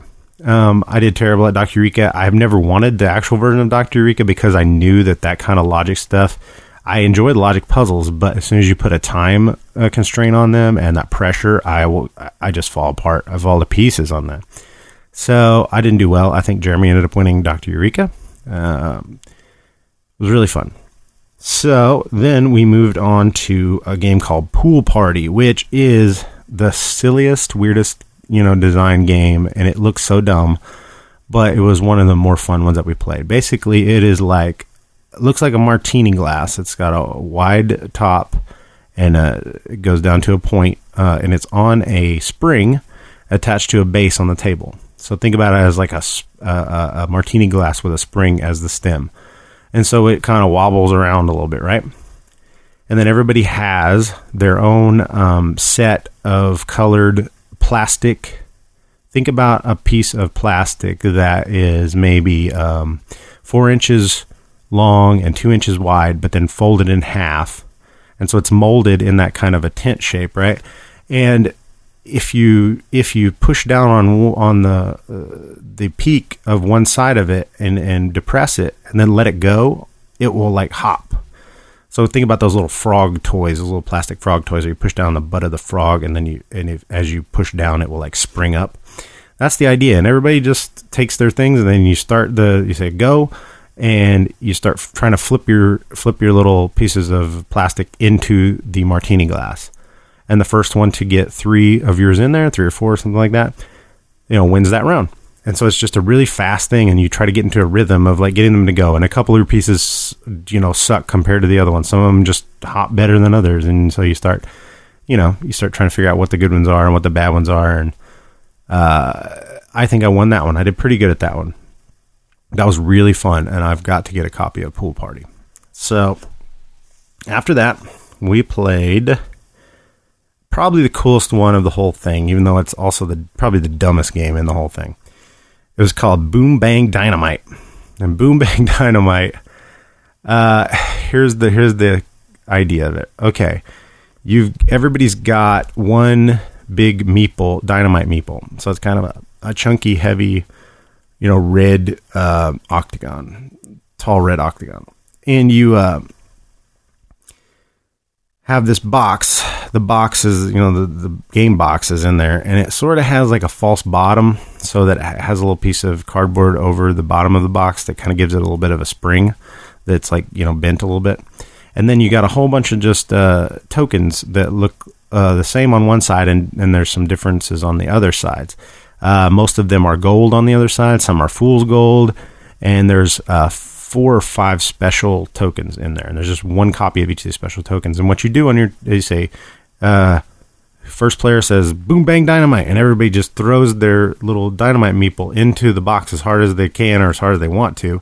And whatever flips up over, you just start mad grabbing with one hand is all you can use. You start mad grabbing flipped over tokens. You can only take the tokens that have been flipped face up. So maybe there's only 2 or 3, but maybe there's 12 that are flipped up, and you start grabbing them one at a time and taking them out of the box and standing them on your little player board. And then the special, after everybody's done and got all the face up ones are done, you look to see if any of the special tokens had flipped over. And those are like the sheriff means that everybody except you has to turn back in their fool's gold. Otherwise, if the sheriff's not out, then all your fool's gold counts just as regular gold, and gold is just points at the end of the game. If the pistol is out, then you get to duel the other person, which means I think you just get to take like everything they have that turn or something. I can't remember. And then I just wish I could remember all the different special abilities. One of them lets you just throw the dynamite in yourself and get whatever flips over. You just get to take it. There's all kinds of cool stuff in there, and it is so silly but so much fun. And yeah, I've got to get a copy of this too. The weird thing is, though, there's like nothing to the game, but I think it costs like $45 or something for a copy of it, which is, kind of crazy. But I really did enjoy it, and Jeremy and me both really was like, "Why is this so fun? This is such a stupid game, but it's so much fun." So that's Boom Bang Dynamite. Okay, then still in day 2, we went back to the yellow booth and talked to Kevin some more, and he was doing a demo of the new social deduction game by them called Decrypto. Decrypto is sort of a mishmash of, think the rules of Dixit, sort of, where you can give pretty much unlimited clues, and there's no real limit to, like, it's not like Codenames where you can give one word, and then also a mashup of like Codenames where it's super hard to explain how this game works, and I'm going to try to be brief because this segment's going to be super long, but basically what it is you've got each team, you break up into teams, so it's technically playable by 3 players, but I think 4 is the bare minimum that you really want to try, and then it goes up to like 8, I think. But theoretically you could play with as many people as you want on each team. Each team has, like I said, I'm debating whether to even try to explain this game. Matter of fact, I'm not going to. Let me just say, the beauty in Decrypto is kind of figuring out what it's all about. So let's just say that it's a social deduction mashup of Dixit and Codenames, and it's pretty awesome. I think it might, to me, be ultimately better than both of those. Not as purely simple. It's a little bit more complicated to get somebody new, especially maybe new to the social deduction thing altogether, to understand what's happening. But once you do, and it clicks, I think it's ultimately better than both those games. So check out Decrypto if you're a fan of those 2 games, and at least give it a shot. So that was Decrypto. And then I think the last game I played, and I may be getting some of these in the days that I played them wrong, but I think the last game I played on day 2 that I can recall was Groves. Groves was a Kickstarter game that, unfortunately, as of right now, is like impossible to get a hold of. And I remember seeing it on Kickstarter and it not really grabbing me. Like, I just remember looking at it and going, it's another game with hex tiles, and it's kind of a bag builder. And even though seeing it in person, I can see that the artwork was beautiful, and the interesting different shapes of your player boards and how the hex tiles fit together and stuff. Ultimately, it was very appealing on the table. Did not, for some reason, didn't hook me on Kickstarter. Too bad, because played this with Jeremy and Summer and Mike, good friends of ours from here locally, and we all were like, we're very impressed by this little game. Like I said, it's a bag builder, and it is a tile acquisition and placement onto your own personal player board in order to give you more worker placement. So you're building a bag full of these different colored fairies, and then you're doing a random draw at the beginning of your turn to draw a certain number out, depending on the action space that you take on your board, and then you can spend them as resources to get you're basically kind of making an engine on your board, and you can use some of these spaces that you have to turn in certain color fairies to get points or to get other resources. But it's got a really interesting thing where you can build these portals between you and the players adjacent to you. And what that does is that's the only way to access this one certain type of fairy, this dark fairy. When you build a portal, you immediately put one of them into your bag, and then they do certain things. They're kind of bad, but you don't really want them, but you have to get them in order to build the portals. And the portals are cool because they allow you to then utilize the worker spaces on the player that you build the portal in between you and them. I was the only one who built a portal. I built a portal on both sides of me, and I think I won. I'm not sure. I can't remember. I think I think what happened was Jeremy ended up winning. But what was funny was Mike, the whole game was like, Summer's going to win. She can't, this was like, there's like 3 turns left to go in the game. And he's like, Summer's going to win. There's no way anybody can beat her. And I'm like, well, right now I have more points than her, Mike. I think I'm going to beat her. And then Jeremy's just sitting over there saying nothing. And he's like, yeah, but I mean, Jeremy's out of it, and Ben, but no, because of this and this and this, Summer's going to win. There's no way that I can do anything. And then I'm like, well, okay. So we just kept playing, and as it was playing out, I was like, well, I definitely am going to have more points than Summer, so I think I'm going to win. And Mike's then like, yep, Ben's going to win. Definitely, Ben's going to win. but if it was this thing, then Summer was going to win, and then ended up. Neither one of Summer or I won. Jeremy ended up winning. So it's not as obvious there's a little bit of hidden scoring and things at the end of the game. It's hard to predict and just say you're out of it, But playing with that attitude, Mike was definitely out of it because he wasn't making the optimal decisions because he kept saying, it doesn't matter what I do because Summer's going to win. Or, oh, wait, no, Ben's going to win. And in the end, it was Jeremy that won. So, but I think we all really liked Groves. Despite Mike thinking he had it all figured out. So hopefully that one maybe gets picked up by someone and republished, or they do another Kickstarter, because man, I would really like to get a hold of a copy of it, but as it is, they're just not available anymore. So then either later on that night or in the night of day 3, this is where things become foggy and my memory just falls apart. I also played a game called Grim Forest with pretty much the same crew. I think Kyle was in on this as well. Grim Forest is a game designed by Tim Eisner and published by Druid City Games. It was also a Kickstarter. It was another one that I looked at, and I looked at the beautiful artwork, which it definitely has. And I looked at the game itself on Kickstarter, and I said, not for me. And I got to say, after playing this one, I don't really feel bad about missing out on it. Now, that's not to say it's not a good game. It is a decent game. It's a very light game. It's a very take-that game. It's a good gateway, I think. What it is you're basically, each player is 3 little pigs, except you're 4 little pigs, which is kind of weird. And, you are a pig, so I guess you're one of the 3 little pigs plus their cousin, Pork Chop or whoever else there is. And it has outstanding miniatures. It's completely unnecessary. The game is vastly overproduced, which I'm a big fan of. Overproduce the shit out of your games if you can, especially on Kickstarter. If you can do it and make it affordable for people, overproduce your games. That's never going to be a problem for me.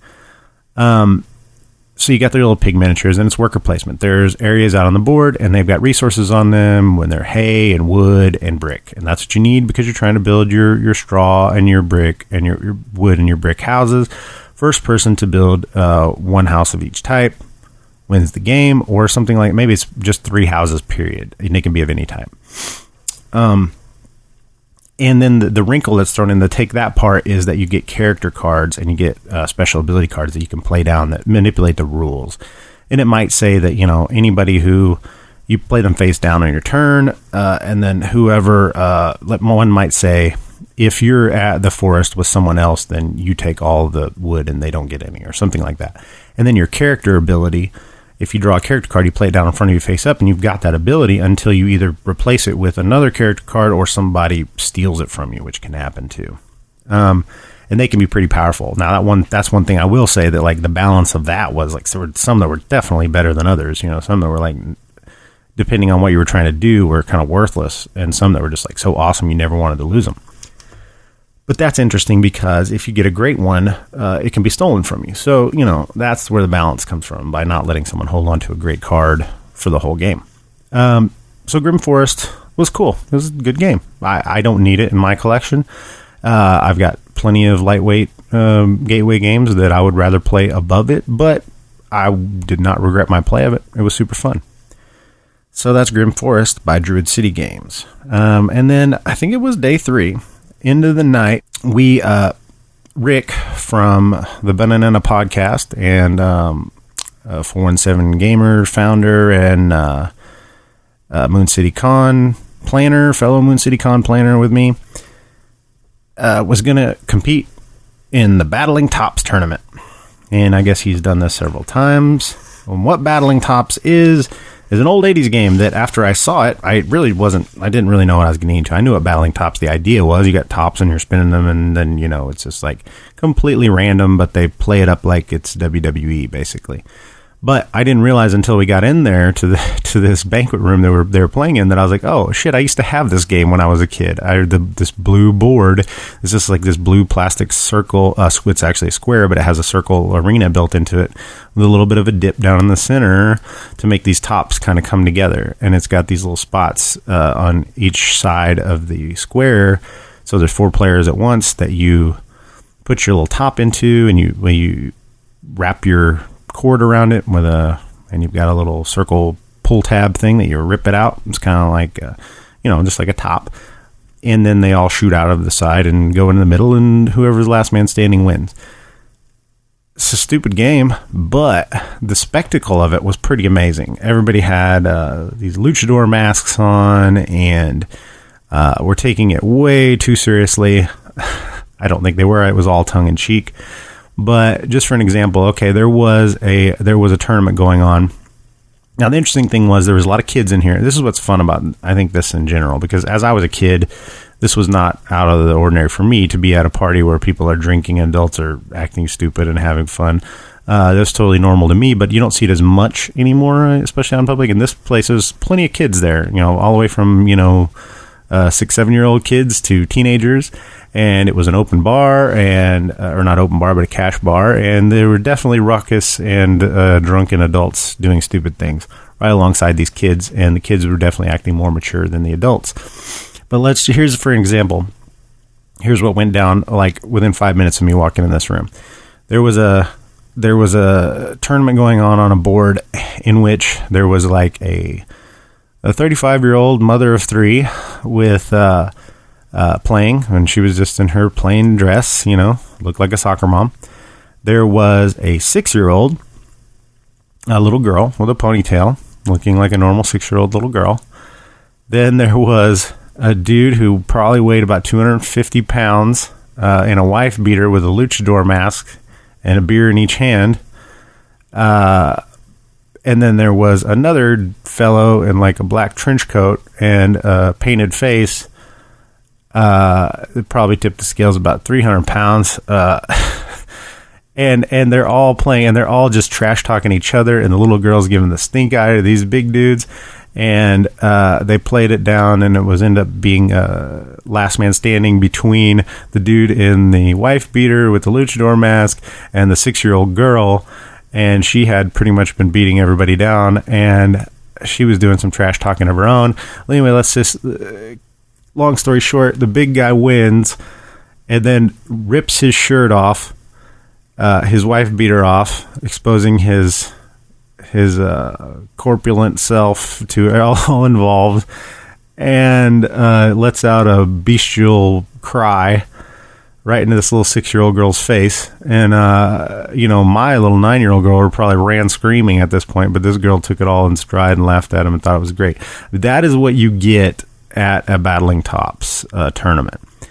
Very interesting, to say the least. It's definitely a WWE crowd, which I wouldn't say is my crowd, under most circumstances, but I was able to enjoy myself and walk around and just enjoy the spectacle. So that's Battling Tops, and I think if Rick has his way, you might see a Battling Tops tournament at Moon City Con 2019. So if that sounds fun to you, bring your 6-year-olds out and let them get screamed at by a giant nerd.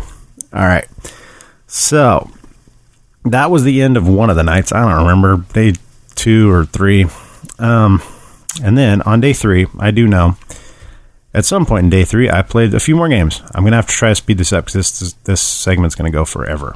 But I played New Bedford, designed by Nathan Levon from Greater Than Games and Dice Hate Me Games. New Bedford is a game, worker placement game about whaling in the 1800s, I think. It's a good game. I've been wanting to play it for a long time, and Jeremy had it and had agreed to bring it with him and taught it to us. Now I will say there was tons and tons of distractions while we were trying to teach this game. It probably took an hour and a half to end up setting it up and teaching it, just because Jeremy needed to reread the rules. I was stuck in the middle of going to pick up some games I was buying, and I was leaving the table a lot, and it was a lot of distraction. I would like to play it again, but I would say that it's just average from what I saw. I mean, it's got an above average rating on BGG, but we played with the expansion, and there's good mechanisms in the game and everything. It just lacks excitement, and it lacks really tough choices. It almost seems like there's always kind of a predetermined thing that you should do because it's the best thing you should do on your turn. And that's not necessarily, I mean, I didn't win the game, so I can't say that I made the best decision. I felt like the game was kind of playing itself. So I was planning on buying it from him because he had only played it a couple times and was like, I never get this out. And maybe if you want it, you can buy it from me. But after playing it, I was like, nah, you can keep it. I don't need it. So I guess that's not a great review, but I don't know. I would like to try it again just to see if I was wrong. And then Jeremy and I, while killing some time, waiting for some other people to play another game, we played probably the worst game I played at the whole con. It was called Fortress by Friedman Freeze, and it's published by Stronghold Games, and I'd heard all about this series of games that Friedman Freeze was putting out called the Fast Forward series. I mean, it's the FF thing that he does with his games, and it's ridiculous. Friedman Freeze is known for his most popular game is Power Grid.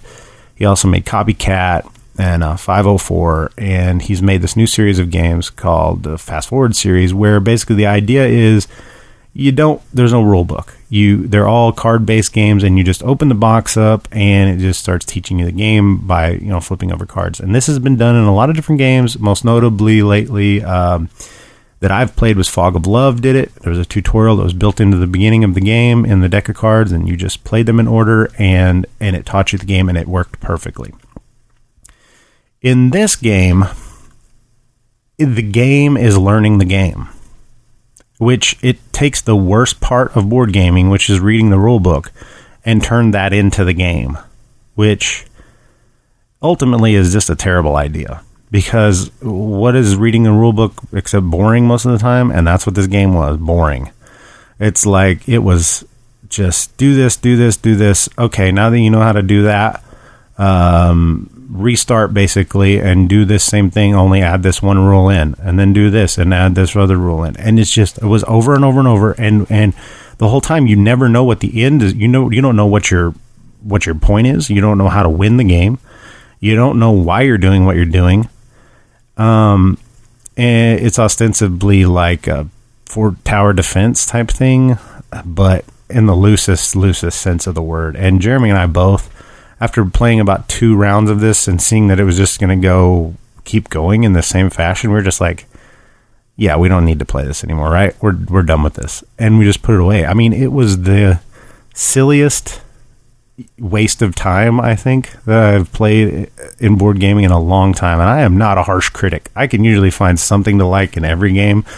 This game was just dumb.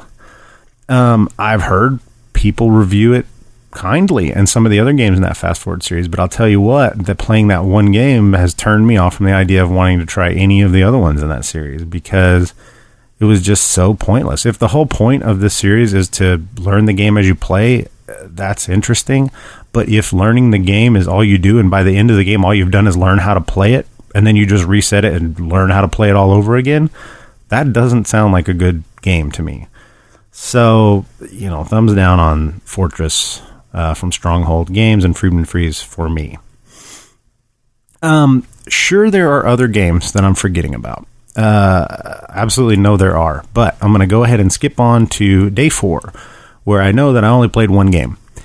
What was going on day 4 is basically we had interviewed Jamie Stonemaier in the last episode and made a plan to play a game with him at Geekway. And I saw Jamie several times and talked to him, shook his hand, and was like, "Hey man, you got time to play a game?" And he was always in the middle of a game. He was like, I kept meeting him on the way to the bathroom or something, and he was like, "I'm in the middle of something right now, find me later. I'll be around till, a certain time." And I was basically, resign myself to only bug him like once a day. I didn't want to keep going up to the guy and being like, "Hey, let me have more of your time." And I didn't want to be a pain in the ass like that, So after the third day, I saw him in the morning. It was the same deal. He was already in the middle of a game. And I just like, okay, this is not going to happen. I had been bringing my copy of Golden Ages in my bag every day in case I ran into him and had time to play. And it just hadn't happened. So I just left my copy of Golden Ages in from midway through the third day on. And the fourth day in the morning, I showed up and I didn't have it on me because I'd given up on the idea of playing a game with Jamie. So I did, though, however, for some weird reason, since I didn't have it in me, and I was like, well, now I really want to play Golden Ages just because I've been, talking about it and thinking about it for a few days. So I went to the library and they had a copy there. So I just got it because nobody was there that I knew. It was early in the morning, and none of my friends were up or anything yet. So while I was waiting on them, I just got a copy of Golden Ages to just read the rule book and refresh myself on the game. And I set it on the table, and I started reading the rule book. And somebody comes up and taps me on the shoulder, and they're like, "You know how to play that?" I turned around, and hey, it was Jamie. I was like, yeah, you want to play? He's like, "Yeah, for sure. Let me go get my friend. I think my friend might want to play it too." I was like, "Okay, well, I'll call my friend. We'll see if we can get a full player count because it plays up to 4 players." So he goes away for a minute. I texted Jeremy and I was like, "Hey, about to start a game with Stonemaier. You want in?" He's like, "Yeah, I'll be there in a minute." So Jeremy comes back and Jamie comes over and he's got Alan Stone, his fellow co-founder of Stonemaier Games. So we all do a little meet and greet and we sit down and I teach Golden Ages. Now, it had been over a year since I'd played the game, and I had only ever played it once before, and I really liked it. I remember really, really liking it as a fast-paced civilization game. And then I did what I do, and I taught the game slightly wrong. The one thing I forgot, it's not all the basic rules, right? But the one thing I forgot is like it's sort of a worker placement thing. You have workers that you put down. Every turn you activate one, you do one thing with one worker.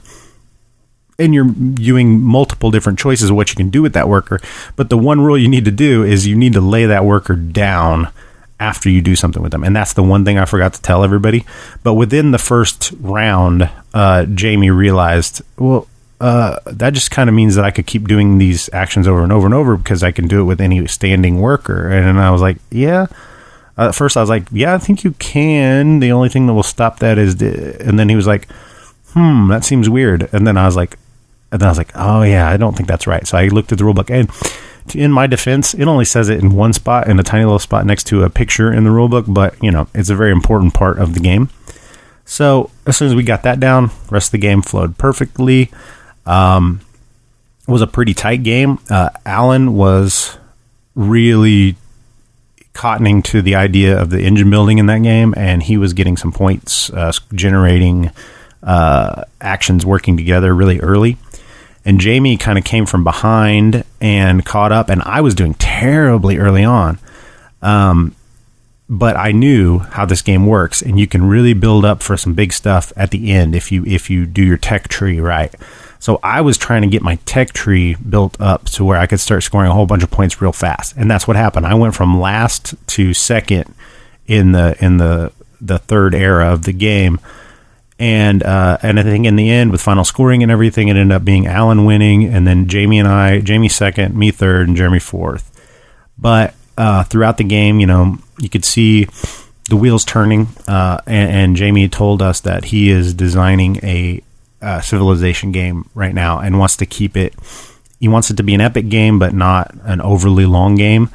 And so he's playing all these different civilization games like the new Civ, New Dawn from Fantasy Flight, and things that are games that have that civilization theme, but also can do it in a fast way. I think up till now of what I've played, even though I like New Dawn, I think the Golden Ages is the best version of that, but it abstracts things in such a, very macroscopic way in order to do it, that turns some people off, because some people like the nitty gritty of Civ, and their tech tree needs to be very micro, whereas in this one is very macro. But a very enjoyable game overall. Those dudes were great to play with, really nice guys. Jamie got interrupted about 4 times during our game by people coming up and saying hi to him, want to shake his hand and tell him it was great to meet him, and he was just very graceful. And same thing with Alan. People were, shaking his hand and whatnot, and they were just both very graceful about it, and I could see that happening to Jamie all weekend long. And I'll just say that, he's a great ambassador for board gaming. He's gracious, gives time to his fans, plays games with his fans, and knows that, he is one of them. He just is one of them that has a mind for designing really great games, which everybody wants to do, but not everybody can do. And he is one of those guys that really can do it. He's kind of a savant.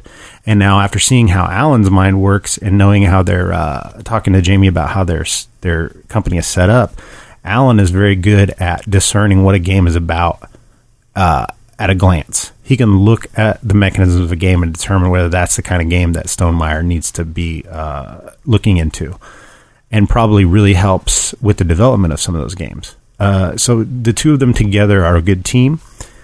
And they were really nice to play with, and it was great to meet those guys. So that kind of made my con, just topped it off, because it was one of those things that I'd given up on the idea of it even happening, and then at the very end it did happen. Also, I think that was it. I went home after that. Also, one of those nights I went out for dinner with a bunch of us, Mike and Summer, and Kyle and Vaughn, and who else was there? I don't even remember, but that was also really fun to just get out with some people that are from around here that we do hang out, but very seldomly are we away from our spouses or whatnot, or, because that's a big thing. Like, every family cannot just mix. You can't mix 5 families together sometimes for a night out. And sometimes when you're away from home and you don't have those responsibilities, you get a chance to hang out with people that you don't really, that you socialize with, but don't get to see in that more casual light. So that was really fun too. All in all, Geekway to the West, if you get a chance to go to it, it's centrally located, same as Moon City Con. We're right here in the middle of the country. So if you want to see like the best parts of a gaming con without being overly crowded and, always being able to find a place to play. And, this year, the celebrities were out. I mean, the board gaming celebrities, you've got your Jamie Stegmaiers, you've got your Stephen Bonacore, you've got your Tom Vassell was there. In Tom Vassel's video that he did of Geekway, if you look real closely, you can see me and Vaughn and Catherine and Rick and all. We were in the little clip of it. So, you get everything you get from the big ones. It's just not, what you don't get is the big releases and things like that. But I don't care about that. I want to go to play games. And as you can hear, this took me an hour to tell you all the games I played at this con. And I definitely missed a few. But it's a great one, and I look forward to it every year. And so hope to see you there next year at Geekway to the West. Now back to the rest of the show.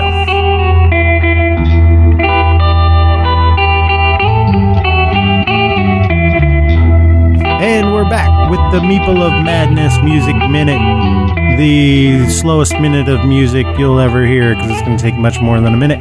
We're going to get on to our favorite picks of new music / music you've never heard / music if you've heard it, you're already cooler than us, and you could probably give us some musical tips. So hit us up at NSFWP Podcast with your own musical picks.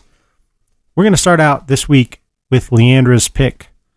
What do you got for cool new music for us to listen to? My sister actually introduced me to this guy, but which is bullshit because I've been listening to him for years. I was getting ready to say that, but unbeknownst to me, that you already knew about this guy, and you actually have a record already in your collection. Nick Waterhouse. Nick Waterhouse. Yes, I totally dig it. I think he's awesome. A song in particular to start you out with, if you are unfamiliar with him, is "This Is a Game." This is a game. This is a game. Yes. Are you going to play a little snippet? I will play some of it. So Nick Waterhouse is an LA-based throwback type roots rock musician, I would call him. He's kind of a blue-eyed soul singer, kind of what we've been doing a lot lately on these segments. But Leeandra really likes that genre as well as me, and Nick Waterhouse is one of the best going as far as that goes. So we're going to play a little snippet of "This Is a Game" from Nick Waterhouse. Here you go. Check it out.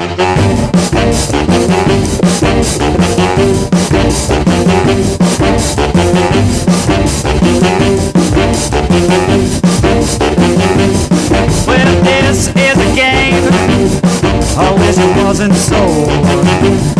Oh, before we get started, there's one thing about it that you should know. This is a game. Please remember my word, and don't get upset if you don't get what you think you deserve.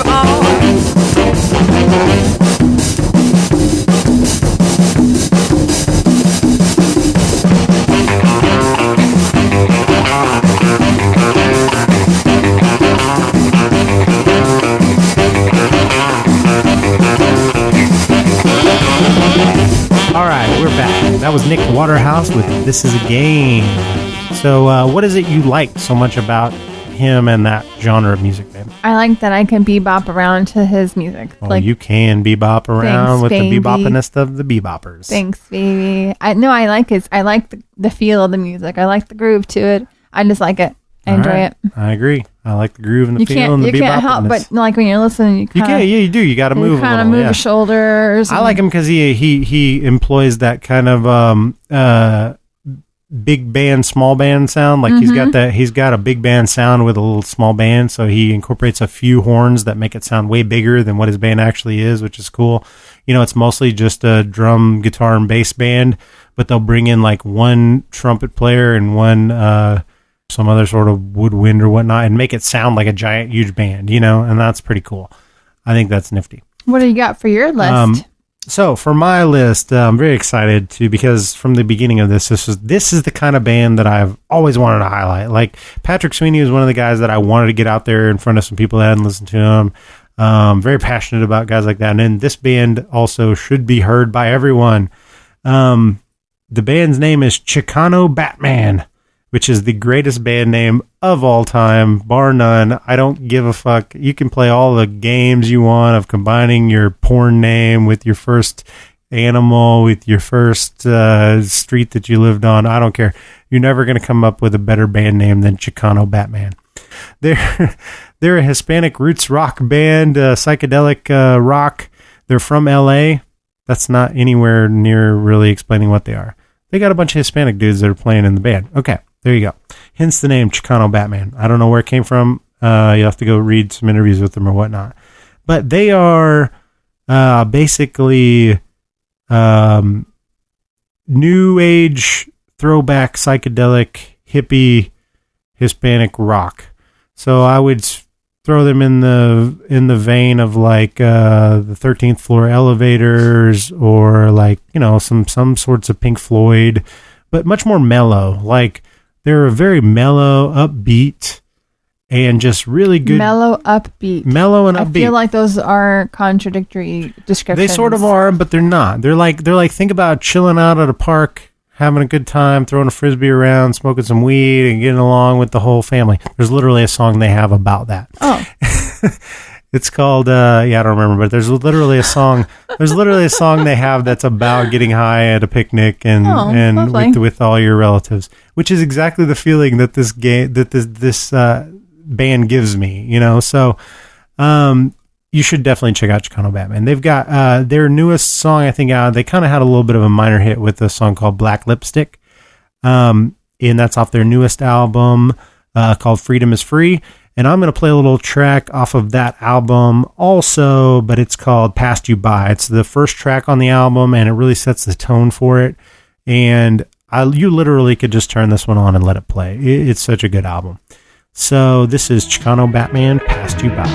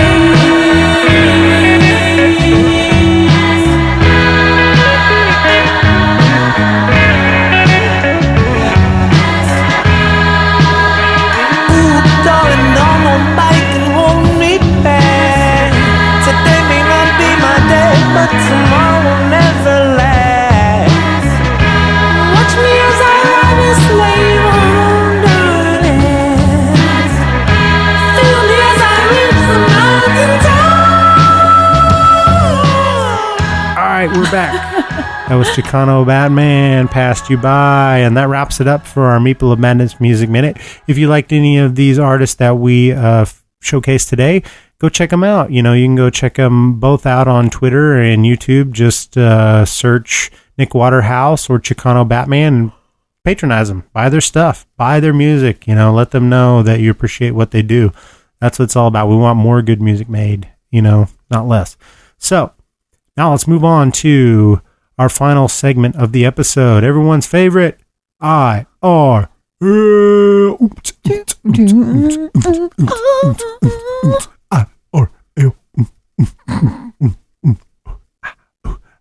You're still going.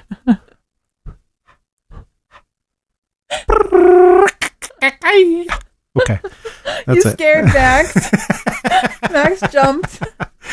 All right. So, IRL, babe. Yep. What do you got? Oh, I got a big one.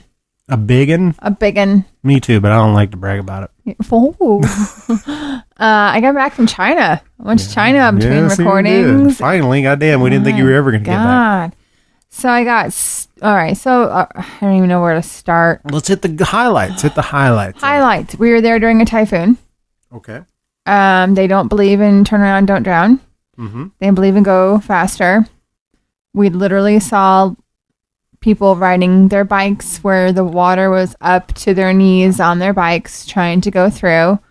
A 40-minute trip took us 4.5 hours to get home because of the typhoon. So that was fun. So the positive note in between that, we went to a safari. There was a little drive-through little area, which was, Now, what area of China were you in? So people Guangzhou. Know. Guangzhou, which is relatively close to any major. Yeah, it's kind of looking at the map, Hong Kong, and then up a little bit is Guangzhou, and then off to the right is Shenzhen. To the north of Hong Kong and to the east of Shenzhen. Yeah, here's Hong Kong, here's Guangzhou, and this here's is an Shenzhen. audio medium, babe. An audio medium. Do you see where I'm doing? I see. Like a backwards 7. Yeah, I'm describing it north and east. Yeah. So the safari was apparently the second best safari in all of China. So that was a big thing. The first part was a little drive-through, which kind of sucked because I was on the wrong side of the car and everything was on the other side of the car, so I couldn't see anything. But then the last half of it was all walk-through. It was the biggest. It was like a big, huge zoo. So you're saying there was not there weren't fences? No, there's no fences. The only thing that had fences were for the birds. Yeah, that's it. The bears. You mean it wasn't any good? It was for the birds? No, for the birds. Okay. The birds had fences. But the elephants. We walk up to the elephants, and there's 4 elephants, and they're all in line because the zoo people are throwing food at them, so they're opening their mouths to catch food, which was hilarious and adorable at the same time. All there is between us and the elephants is a ditch. That's it. There's no fences. There's no nothing. It is literally just a ditch. If they wanted to, they very well could do the same thing with the bears. The bears, the same thing. There's just a ditch. There's nothing else in between anybody. So you're saying for these animals, that's the ditch? I guess so, yeah. But that was a Vaughn joke. I'm sorry. It really was. I apologize. But I will say that these animals, I am normally against, I won't go to a circus anymore. I won't ever do that again.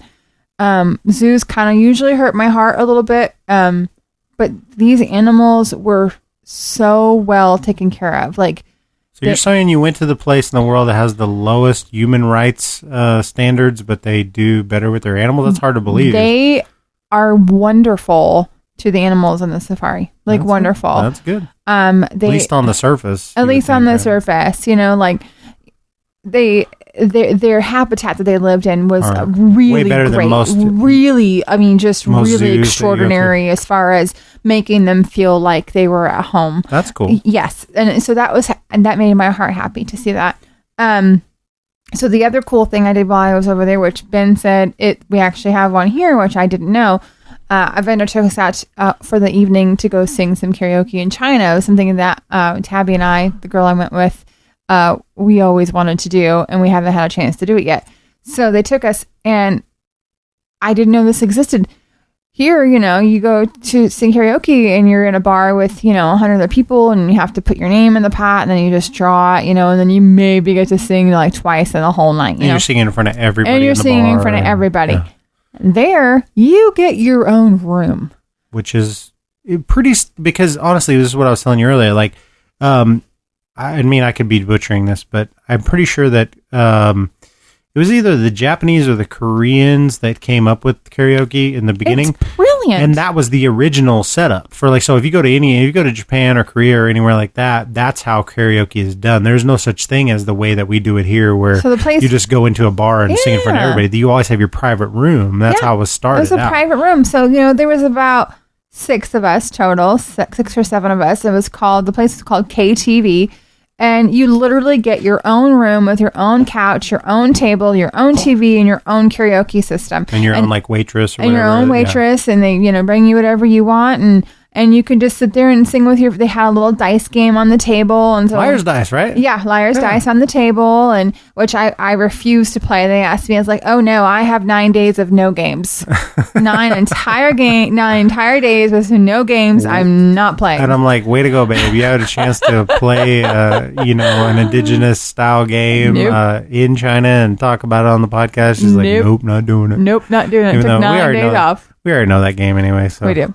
So, and then on the way home, we missed our connecting flight from Guangzhou to Beijing was delayed. So we missed our connecting flight back to the United States. And so then we got stuck in Beijing. So that was fun. No one speaks English, obviously, anywhere. At least when we were in Guangzhou, the vendor, he escorted us around most places. So we were able to communicate that way. Tabby and I were left on our own. We had no way of communicating. I did some of the world's most horribly awesome sign language ever. It was quite an experience. So does that kind of experience, I know you don't really need it, but for some people, maybe they can learn from your experience. So being a person that only speaks a different language from the country you're in, does that give you some empathy for people who come to the U.S. and can't speak English? And absolutely. How hard is it to communicate when you're trying to just get your point across and you don't speak the language? I just, why, when is the flight taking off? Because they never updated the board.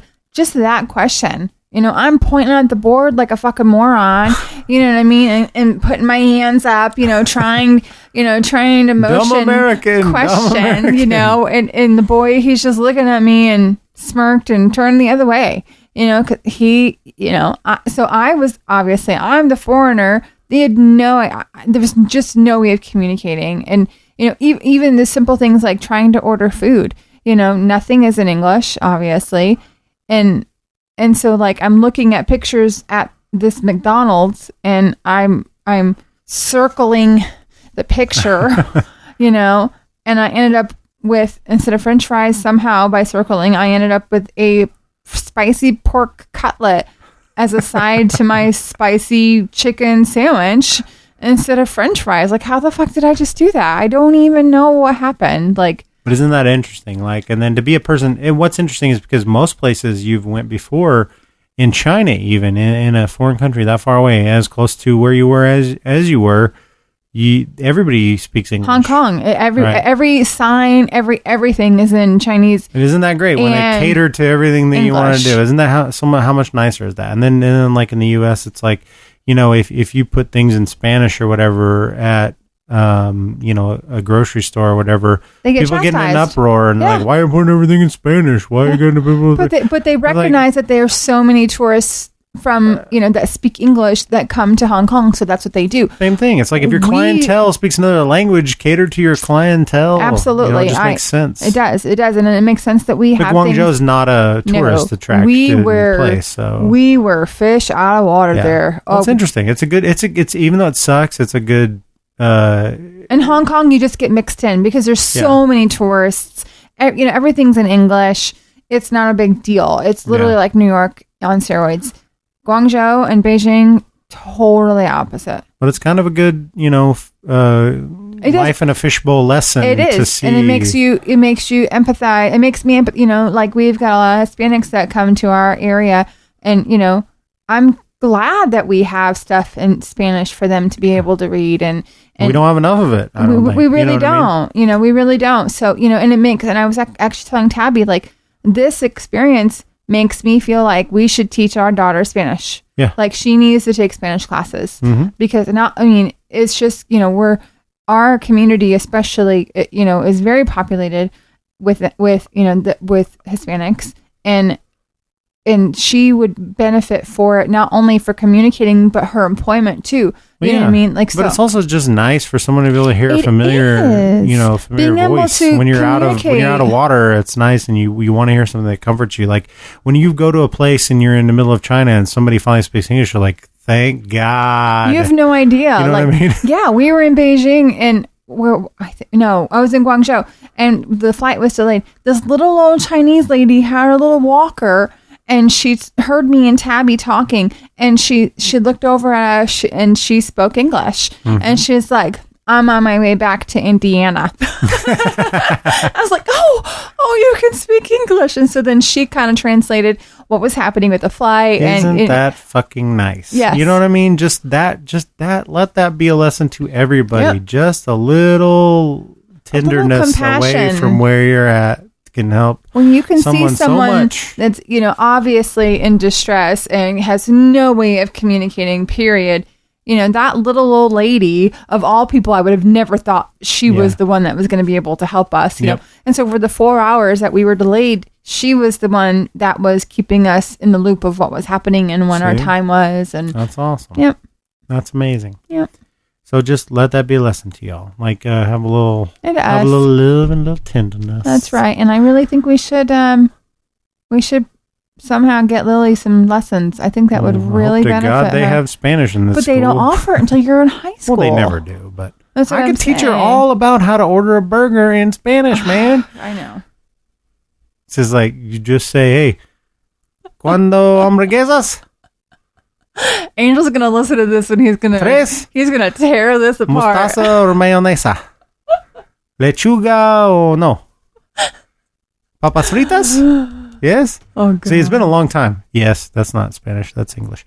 It's been a long time. But, I used to know how to order the shit out of some hamburgers. The whole Sonic menu. The whole Sonic menu when I was in high school. That was about as far as it went, and I know every cuss word in Spanish, but we're not going to do that now because I don't want to insult anybody. You pinche mierda. Don't call me names. I just called you a bitch shit. Or fucking shit. I don't know. Something like that. I'm not sure. We've just gotten vulgar in multiple we really did. languages. I don't know any curse words in Mandarin or Cantonese. That's what you got to learn. That's the kind of things that's the kind of knowledge you want to bring home with you from abroad, babe. I can say hello and I can say thank you. That's about it. It's pretty sad. Which was interesting because shishi, that's how you say thank you when you're in Hong Kong. Is that interesting? Really? But in Guangzhou, they pronounced it differently. Yeah. It was more like a sisi instead of shishi. Sisi. Okay, yeah. Which was interesting. I just guessed even though I didn't have any idea. You have no idea. You told me, but I didn't remember because it wasn't interesting. Okay. Thanks, Ben. All right, for my IRL, it's not nearly as interesting as yours. I only learned how to say What? Are you okay? No, I didn't learn any Chinese. But what I did learn was that I'm a fucking A+ father. You are an A+ father. Because what I did while you were gone was pretty challenging, I'll say, for just being, home in your own home. 9 days. I had to go to work every day. Every day you were gone. I had 1 day off. 1 day. I think. Yeah, that one day I had to pick my mother up.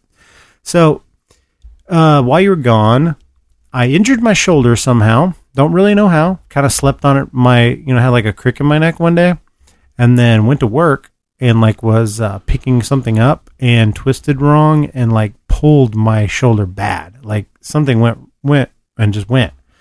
And I've never had any back problems or anything. And so I was like, no big deal. I've done that before, strain a muscle or whatever. And it hurt and it hurt. And then I woke up the next day and it hurt worse, and then it hurt worse. And then it got to the point where I couldn't raise my arm up and I couldn't like get up from the couch without like stabbing pain, feeling like taking my breath away, stuff like that. Which people, by the way, he does not complain about hurting or being sick or anything. So I knew he was hurting. No, something was up. Like it was bad. It was the point where I was like, damn, something is wrong with me. Like I really screwed something up. Like I'm hurt. But I was like, I guess power through. I don't know. And, it was just me and Lily and we're doing our thing. And she's a pretty good kid, so she's not very demanding. But halfway through, like a few days after you left, my mom was coming into town from Denver. No, you forgot. What? Vaughn and Kate went out of town. Oh, yeah. Also, our friend Vaughn that we talk about a lot, he went out of town to go to New Orleans for Mardi Gras. And so I was dog sitting also. So we had to throw that on top of it. So I had the child by myself, working every day. Hurt shoulder. Couldn't hardly raise my arm. Dog sitting. And then your mom and then my mom comes into town. As soon as my mom comes into town the first night, thinking, my mom's pretty low maintenance, right? Of all, your mom was in town a week before, and then actually was pretty good, but we just expect things from our parents. But with my mom, I'm like, she's pretty low maintenance. It'll be cool. She shows up first thing. Can't find my ID. Lost my ID. Can't find it. She's no way to get home. Freaking out. She's got a plane that's leaving in 4 days. Has to have this ID in order to get on the plane. They will not let her fly without it. So we're looking everywhere. I called all 3 of the airports that she had been at previously. So she had been to Oklahoma City and to Houston and to Springfield Airport. And I checked all of those and put in lost and found notices for her ID. I went online and turned it in. I even put in motion her getting a new ID from Colorado and all this shit. Let me just go ahead and interject and say that his mom is not computer literate. Oh, she's helpless. Period. Like completely helpless when it comes to doing anything so this was all up to me, right? And my biggest point of it was to get it situated so that my mom, who was going to her family reunion and stuff while she was here, could just not fret about it, and I could not stress about it and she could not stress about it. And we could just get that all done and have an end to it so that she could just enjoy the rest of her trip. So I got online, I bought her a bus ticket to get back because it was determined after like 2 days that nobody was going to find her ID. It just was not going to turn up at these airports or in an airplane. They just weren't going to find it. So I buy her a bus ticket, $180. And then she arranges to be picked up in Denver. And then we're like, okay, that's it. That's what it is. That's how you're getting home. And then we're good. Okay, fine. You lose your plane ticket back, but, no harm, no foul. Next morning, not 8 hours after I buy this bus ticket, I found my ID. It was in the bed sheets. I must have fell out of my bag as soon as I came in that night. Go see if you can get that money back for that bus ticket. No, non-refundable, No. A refundable bus ticket costs about $150 more than a non-refundable bus ticket. So, no, that $180 is down the tubes. So, just frustration, and it was just a lot of stress. Just a lot of stress. And here's why I found out I was a good dad. Not because I dealt with all that. That's normal. That's just like regular dad shit. Why I found out I was a good dad was because one of those nights and everybody was asleep and I was in severe pain. I couldn't sleep. I hadn't been sleeping at all because of my shoulder. You had like pain pills, like you had like hydrocodone in the medicine cabinet from your root canal. You didn't take any of them, right? And I never take pain pills ever. I'm against them, but I drink and I had been drinking. And I had like 3 beers that night and I was going to settle down and do my thing where I just wind down and watch a movie or a TV show after everybody's asleep. That's how I wind down and get sleepy myself. And I knew I wasn't going to sleep because I hadn't been sleeping. Here's how I know I'm a good father. actually, this was before my mom got here. This was the day before my mom got here because this was the situation. And I was hurting so bad, and I was like, there's pain pills in here, but I had like 3 beers. I can't take this pain pill that I know will relieve my pain, but also this alcohol might make me die. I don't know. Probably not. I mean, you know, I'm a big guy. I'm probably not going to die from 3 beers and 1 hydrocodone or Oxycontin or whatever the hell they are. Oxycontin. I'm like, I'm probably not going to die. But if I die, Liz be here by herself. Like, what's she going to do? Like, and that's the true test of a good father, not to OD on purpose. That's, I think, the bare minimum. That's the lowest the bar can go. So I did not take that pain pill that night because I had been drinking. Beers. And I was like, I don't want to die with my daughter here by herself. So I'm not going to OD tonight. So I'll just not get any sleep. And that, folks, is why... that makes you the best daddy ever. I'm a good father. You are a good father. And on that note, I think we will end episode 22 of the Not Safe for Worker Placement podcast. Thank you all for listening, and I hope you enjoyed it. Hopefully we will be back sooner than later with episode 23. We've got many, many games to play, which I'll talk about, will have talked about in our... Geekway segment. I've got a lot of games that we got to get to, so don't need to buy any new ones. We need to play the ones we got. Agreed. Hopefully we'll have a review of at least a little bit of Stuffed Fables coming up, and hopefully some Near and Far that we get to play pretty soon. So, with that, I bid you adieu. Oh, fuck. I thought, didn't we give this... What? I thought we gave him to Steven. I thought we gave him to him like yesterday. We did. Here he comes, right across the table. Not to be denied. What did you do? Switch another green meeple out for yourself, buddy? Mm-hmm. Oh, shit. Well, do your thing, gas man. Let's finish this up. Maurice, let him know what you let him know. Well, there you go. That's Maurice for you. And with that, we'll see you next episode. Bye, with y'all. some such other things to do with board games. I don't know what that is. That's my new. That's my new sign off. My new. To whistle. My new whistling sign off. I didn't know that was a thing these days. Thanks for listening to episode 22 of the Not Safe for Worker Placement podcast. You can find more of our nonsense at www.nsfwppodcast.com or at Facebook on our NSFWP podcast page. Also, check us out on Twitter at NSFWP Podcast. I'm at Meepleofmadness on Twitter, and Leeandra is at Leeandra_30. We'll see you next episode. Bye.